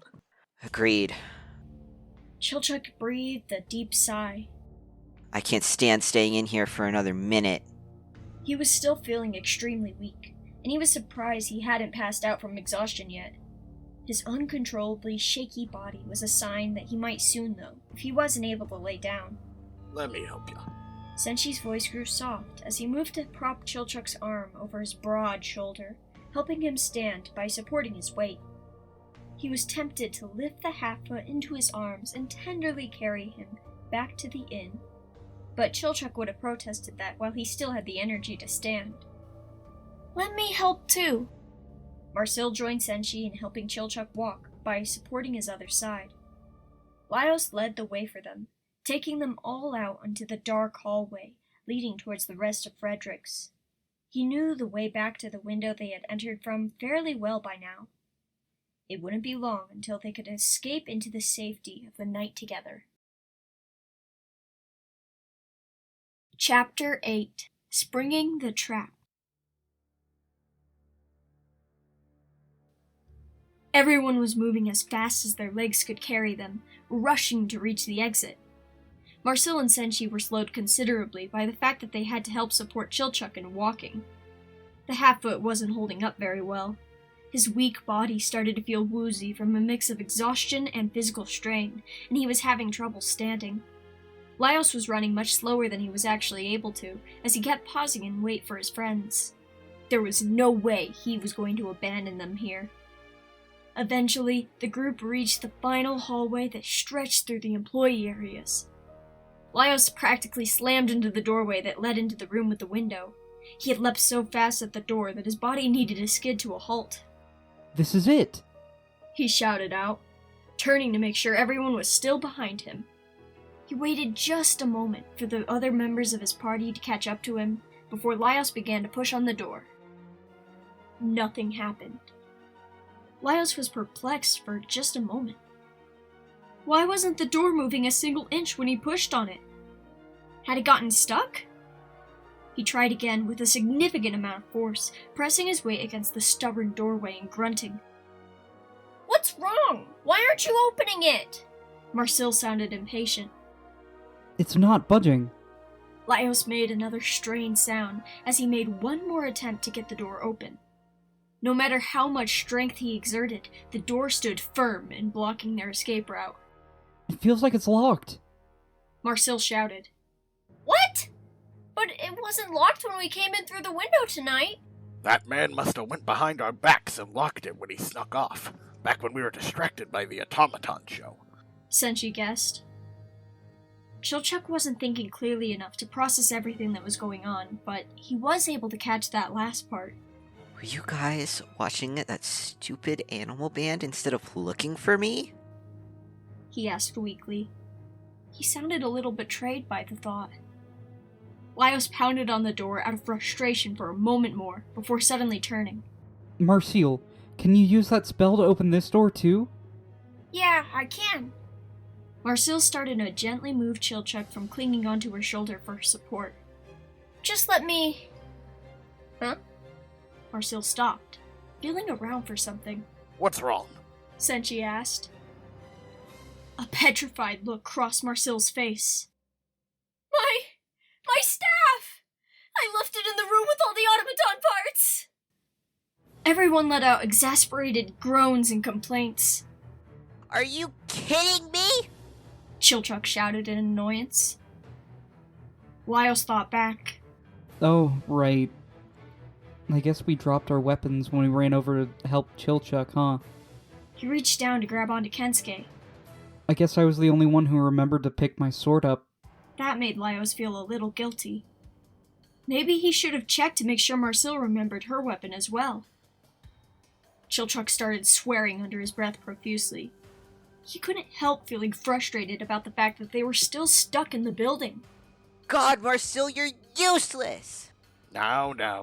Senshi moved his other hand to gently pat Chilchuck on the arm. She was just worried and focusing on you too much to realize. Should we go back for it? Marcille turned to glance down the dark hall behind them, but then froze.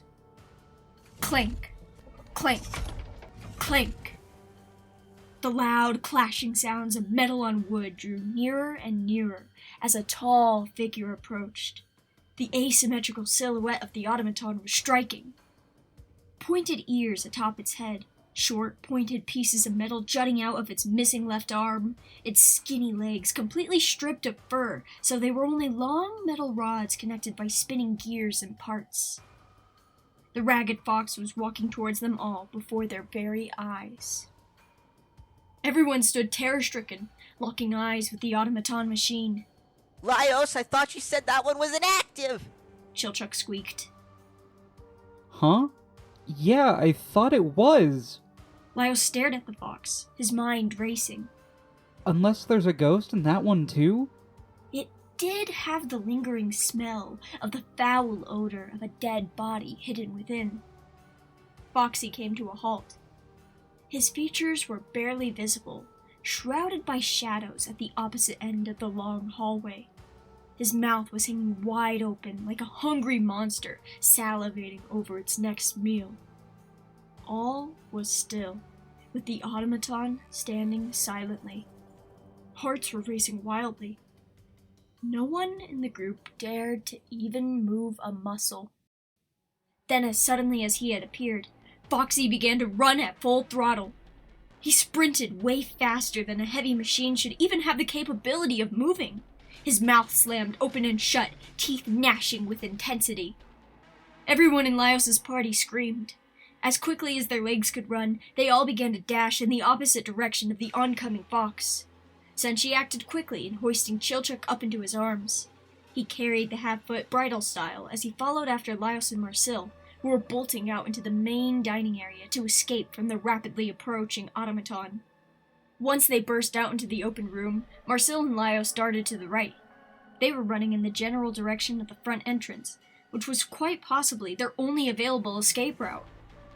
Senshi began to make his way after them, but was stopped when Chilchuck suddenly cried out. Wait! Senshi, don't go that way! Senshi stopped, looking down at him with confusion. But he didn't have much time to spend just standing there in the middle of the dining area, as Foxy erupted into the room from behind them. Senshi jumped and ran towards the left, quickly trying to evade the fox and find a piece of furniture to hide behind.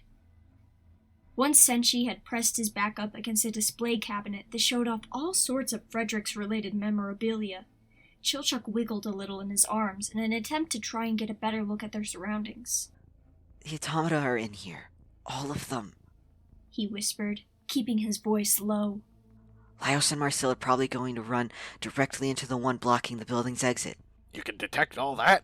Senshi had always found Chilchuck's keen senses very impressive. If he was being honest with himself, he was a little envious of the half-foot. They stink so much, it's impossible not to. Chilchuck then grew quiet, trying to strain his ears.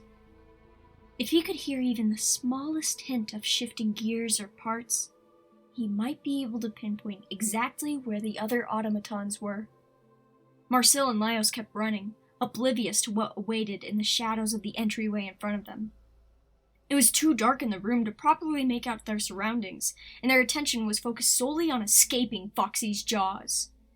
So when Marcille's body collided directly into something huge and covered in scratchy, fuzzy fur, she was so startled that she didn't even back away at first. Her brain was still processing what had happened as she held on to the giant machine in front of her for several moments. She was confused about just what exactly she had bumped into, until she slowly craned her neck up and met the eyes of the lute-playing rabbit staring down at her coldly. Marcel shrieked and leapt back, backing away from Bonnie in a blind panic. Crap, he's blocking the exit. Laios grimaced and then took a step back. The rabbit stood like an unmoving wall.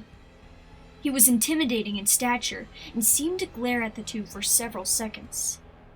Then he took one heavy step forward. Laios and Marcel were forced to turn back.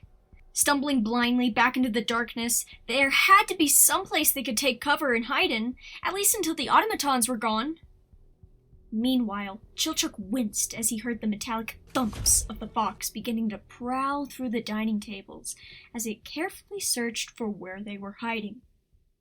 Foxy moved slowly and deliberately, scanning the dimly lit room for any sign of movement. As the automaton grew closer and closer to where they were concealed, Chilchuk began to wonder if the fox could sense them. Could ghost-possessed machines see, hear, smell the pheromones from their fear lingering in the air? Luckily for him and Senshi, Foxy's attention was soon caught by something else. Laios and Marcel dashed out into the center of the dining area, running directly past the lurking automaton. Senshi and Chilchuk could only watch their friends' wildly reckless actions from their place of hiding in silence. The thought crossed Chilchuk's mind. Are they trying to get themselves killed? He shut his eyes so he wouldn't have to watch the fox pounce upon his colleagues and rip them to pieces with its sharply pointed teeth, as Chilchuk figured it surely wanted to do. Foxy, however, did not move towards Laios or Marcel. The machine stood eerily still, though its focus was frozen solely on the restaurant's intruders. That didn't mean that Marcel and Laios were completely out of the clear, though, as they quickly ran into a greater issue. The group had been completely cornered. For stepping forward from the shadows of the back room was the chick carved from wood. Chica walked slowly as she began to approach, mechanical gears audibly whirring and clicking. The stage was next to her, and atop it stood Frederick Fazbear, front and center, though it was clear that he wasn't in his exact proper place. He had noticeably moved forward, and practically looked like he was moments away from leaping off the high platform. Bonnie was waltzing into the dining room from the entrance as well. They literally had nowhere to run. Marcel turned and tightly grabbed onto Laios out of fear. Laios, what do we do? We can't take on all of these things at once. Laios was wildly glancing in every direction, desperately trying to find some sort of opening. It was of little use. The automatons had them surrounded, and there was no real means of escaping them. His hand fell and landed onto the hilt of his sword. Marcel was right. There was no way he could defeat all of them on his own. Laios knew that the machines possessed massive amounts of strength. But maybe if he could target and take out the correct one, he would at least be able to create an opening that he and his friends could run towards. Before he could make any further decisions, the sound of a door swinging open was followed by the thumps of new footsteps entering the dining room. Everyone turned to get a look at who it was who had come from the employee hallway. William Afton strutted toward the gaggle of machines and humanoids alike. It was almost like he was an odd crossbreed of the two, being that he was wearing the suit of the yellow automaton. His face was obscured by the rabbit mask over his head. The features of the yellow rabbit, while similar to the blue Bonnie who performed on stage, were notably shaped very differently. The yellow rabbit's stretched smile was more crooked, almost sinister.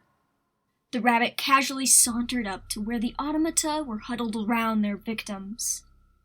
Though his expression was hidden, the tone of his voice made his sneering grin all too visible in their heads. Looks like you're all right where I want you. Lucky me. His words were almost sing-songy. Everyone in Laios' party was desperately racking their brains. Those trapped in the middle of the ring of automata were unable to move, and it wasn't like Chilchuk and Senshi were faring much better. The scene was taking place not more than a few yards from where they hid. Even if they tried to sneak away from the machines, they would surely be caught by that rabbit. There was only one thing they could do, and that one option was to take on the monster directly. Laios bravely took a step towards the nearing yellow rabbit, giving the thing the most serious and livid glare that he could muster. Sir William Afton, we know what you did. Laios unsheathed his sword and held it high in front of him as a threat. Everything ends here. Tonight. The rabbit paused in his walk for only a moment. It wasn't entirely clear if he felt intimidated by the proclamation or not. Laios let out a surprised gasp when Kensuke rattled.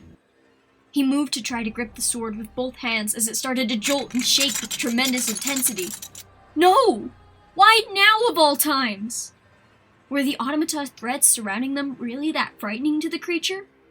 Laios lost the battle with the sword as it flew out from his hands and loudly clanged onto the floor, several feet outside of the radius of his reach. Damn it, Kensuke! Laios shouted. William laughed. It was a cold, empty, and hollow laugh that sent a chill up their spines. Then, he drew a weapon of his own, a long, pointed, serrated knife that glinted even here in the darkness. He started towards where Marcel and Laios stood. That was when Chilchuck acted. He normally wasn't one to put himself into any danger, preferring to let the others handle monsters and threats due to his weakness and cowardice. But he couldn't stand just watching and waiting any longer. Not when two of the closest friends he had ever met were moments away from being stabbed right in front of his eyes. In truth, he had no idea if what he was about to do would be of any help at all. The idea that struck him was wild. In a desperate attempt for anyone, or anything, that could possibly come to their aid, Chilchuck began to scream out. Children! You kids! Can you hear me? Both his teammates and the yellow rabbit stopped to turn their heads. There was a hint of confusion in the air as to who exactly he was trying to address. He continued nonetheless. Automaton spirits, do you remember who you were? Laios' eyes widened when he realized just what Chilchuck was trying to do. He quickly glanced at each of the automatons. All of them were frozen still, surrounding him and Marcel in a circle. He now noticed that Frederick had gotten off the stage. He didn't remember when that had happened. Everyone had been so terrified of the intimidating machines. The spirits certainly seemed angry and restless. But was it possible that the children hadn't lost themselves completely yet? Laios started to call out as well. Please, listen to us. If their words could reach the remaining humanity the ghost had, then perhaps they could nullify their hostility in some way. You were all just normal kids, right? Marcel was baffled at first as to what the two were attempting. But then it started to dawn on her. She made a soft sound, eyes nervously darting around at the machines. Were they listening to what her friends were shouting? Marcel gulped and then joined in. We're sorry for intruding into your restaurant, but we promise we don't mean you any harm. Shut your mouths! William snarled out as he stepped into the circle of automatons. His voice was a mix of anger and... was that fear? It was impossible to tell what the man was thinking underneath that mask. Perhaps in an attempt to hide the hint of distress that had slipped through the cracks, he gave another one of his cold and creepy laughs. How desperate. I'm afraid communing with the dead won't be of any aid to you. Those wretched, disgusting little monsters are too far gone to remember anything. The only thing they know is pain. William sounded delightfully pleased with the thought. You've nowhere to run, my friends. At night, these beasts are sure to attack any humanoid indiscriminately. Was that the real purpose of the yellow rabbit suit the man had adorned? A shield meant to cloak the identity he didn't have the courage to reveal around his victims? Or perhaps he felt some sort of perverse pleasure in wearing the tool that he had likely used countless times to gain the trust of those too young to understand the dangers of following strangers. The automata had started to move again. They walked closer and closer towards Marcel and Laios, though their steps seemed slow with deliberation. Some of the machines even seemed to tilt their heads as they examined the two, almost as if they were deep in thought, trying to consider something. There was no way they were actually trying to listen, right? Chilchuk squirmed, finally trying to get down from Senchi's arms. Once the dwarf set him on his feet, he summoned every ounce of bravery that he had inside of him and dared to step towards the group. It was truly unlike Chilchuk to stand up to giant threats like this. But something about this twisted individual made his blood boil and his stomach churn just standing idly by. We are not the enemies here. Please, you kids have to remember. Chilchuk wildly gestured with his arms in Afton's direction. The yellow rabbit, he's the one who killed you. He took everything away from you. Remember what he did to you. He shot William a glare. You're the real monster here. You're nothing but a sick bastard who gets his kicks from hurting others. The rabbit growled. It's time I dealt with your insufferable tongue. Before marching over with speed. Before the half-foot could flee, a yellow paw had grabbed the front of his shirt and yanked him forward with force. Chilchuk barely had a single moment to flail or kick his legs before Afton held his knife back, preparing to strike. Then Chilchuk found himself suddenly thrown onto the ground, his back colliding with the cold floor. The loud clash of metal smashing against metal with tremendous strength rang in their ears as something knocked Afton back, hard. Chilchuk had the breath knocked out of him, so it took him a few moments to move. Senshi rushed over to lift him up and drag him away from the action. Get back! Chilchuk turned his neck to try to get a look at what even was happening. To his surprise, the fox automaton was snapping its jaws and brandishing the sharp-pointed metal pieces that jutted out of what used to be its arm threateningly. Chilchuk blinked. Had that thing jumped to his defense and struck Afton in order to intervene with the situation? Laios and Marcel were now distancing themselves from the circle of automata, which had begun to slowly close in around where William stood. None of the machines seemed to pay Laios' party any mind, so the two were able to escape from the ring of animals. The automata's focus was now set solely on the yellow rabbit. William had backed away from the fox with alarm. He was quick to take on a defensive stance, though at this point the other automatons had closed in enough to where there was nowhere for him to escape to. William's angry sneer was visible in their minds from the tone of his voice alone. Get back! Look at all of you. Look at the nasty things you have become. Those threats were laced deep with disgust. His voice was starting to waver. I made you! Don't forget your loyalties. Frederick was the next one to make a move. The bear raised his paw, then in one swift motion, it collided into the yellow rabbit with force. William was sent stumbling back. When he regained himself, he jerked his body forward with violent intent of attacking the automata in retaliation. The sudden crack that erupted through the air was loud as thunder. Everyone flinched from the jarring sound. Though the second it occurred, no one in Laios' party had yet realized what was beginning to happen. Mere moments later, William Afton let out the most guttural wail. His body jolted, his arms reaching down to clasp at the chest piece of the automaton suit he was wearing. Crack! Crack! Crack! The series of snaps that erupted seemed to ricochet deafeningly around inside of the costume. They were followed by wet, sickening squelches. William collapsed, his body starting to convulse as agonizing screams filled the room. As he began to wither around sporadically on the dirty floor, blood began to slowly seep onto the front of the costume. The yellow fur was stained a deep red. The group stood completely petrified, unable to tear their gazes away from the scene unfolding before them. Senchi's eyes were wide with shock, What the hell is happening to him?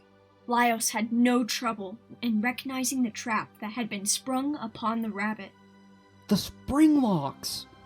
William's screams of pain were replaced by uncontrollable choking and coughing. Blood was spurting out from underneath the helmet, no doubt pouring out of his mouth due to his lungs having been punctured. It trickled from the costume onto the wooden flooring below. The automata were hunched over their killer's body, mechanical mouths hanging wide open as if in satisfied glee. They watched the rabbit's every squirm and spasm intently. It was only when William's movement slowed that the fox's long, pointed metal rod of an arm jammed down and hooked onto one of the crevices of the yellow suit. Foxy began to walk, dragging the still convulsing rabbit's body behind him. The man was not dead yet. It would likely take several excruciating hours of bleeding out slowly for that to happen. The automaton was leading towards the dark and foreboding hallway, leading them towards the employee areas that were concealed from the public eye. Frederick, Bonnie, and Chica followed behind them, marching in a rehearsed manner. Their mechanical footsteps echoing against the walls were the only sounds in the dining room, besides the deeply pained groans. Laios' party stood still as they watched the machines disappear into the night with their prey. I'm never going to enter another Frederick Fazbear's again. The morning song of birds outside was audible through the open windows of their room in the inn. Everyone had been packing their things in preparation for their trek into the dungeon once more. It was after he had gotten dressed and ready for the day that Chilchuck had made that proclamation while waiting for his friends to finish their routines as well. Though it had only just started, today was already turning out much better than the last. As soon as they had returned from the restaurant, they were allowed as much rest as they needed. After sleeping in much later than they normally would, they were greeted by the delightful smell of a special breakfast Senshi had prepared for the group. Everyone was eager to eat their fill, but none so much as Chilchuck was. Since he had practically been starved for the entire day he was stuck inside the springlock suit, he was especially happy to devour every last bite of food that Senshi had given him. Now, with their bellies full and their hearts content, they were able to focus on everything that laid ahead of them, as well as everything that had gone down the night prior. I can't help feeling bad about everything that happened. Marcel was deep in thought. I mean, I'm glad that none of us got killed and that the person behind those kidnappings got his comeuppance. But those ghosts weren't really laid to rest, were they? She had a solemn frown across her face. Those poor kids. I'm sure those souls are better off now than when we first came to the place. Senshi reassured the girl. The person who caused them pain and condemned them to living in those machines will no longer be able to hurt anyone any longer. I'm sure that's done some good and lifted a weight from their hearts. I guess you're right, Marcel murmured. I still feel a little sorry that they're trapped in that gross restaurant, though. It must get so lonely there at night. If only we could visit again and give them company. I bet giant fuzzy automatons give great hugs.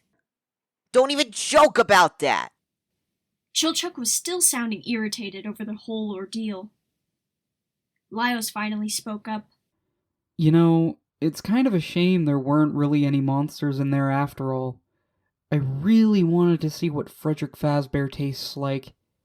Everyone in the group stopped to stare at their leader with a look of disbelief.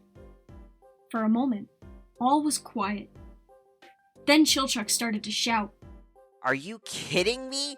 That's your takeaway from all this? How can you even think about eating those things knowing they had dead children's bodies sitting inside of them? Marcel sounded horrified. Wait, that wasn't what I meant. I wasn't thinking about eating any actual dead kids' bodies. It was clear that Laios had slipped up once again by voicing every little thought that entered his mind. Marcel stood up to smack him soundly. How dare you! Gah!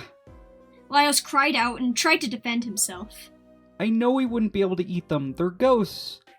Unless Senshi made more holy water and we were able to make sorbet from them again.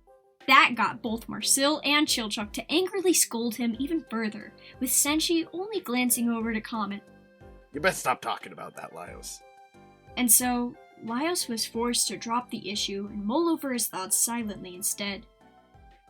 Perhaps one day they could go back to that restaurant once they had saved Balin and successfully made it back out of the dungeon after completing their mission of defeating the Mad Mage. He wondered what his sister might think of the place, if she would find the automatons as interesting as he did, and what she would think of the crazy story they had just endured. Until the day that they could reflect on it all together came, Laios figured it was time to give the whole thing a rest and focus on their adventure ahead. The end.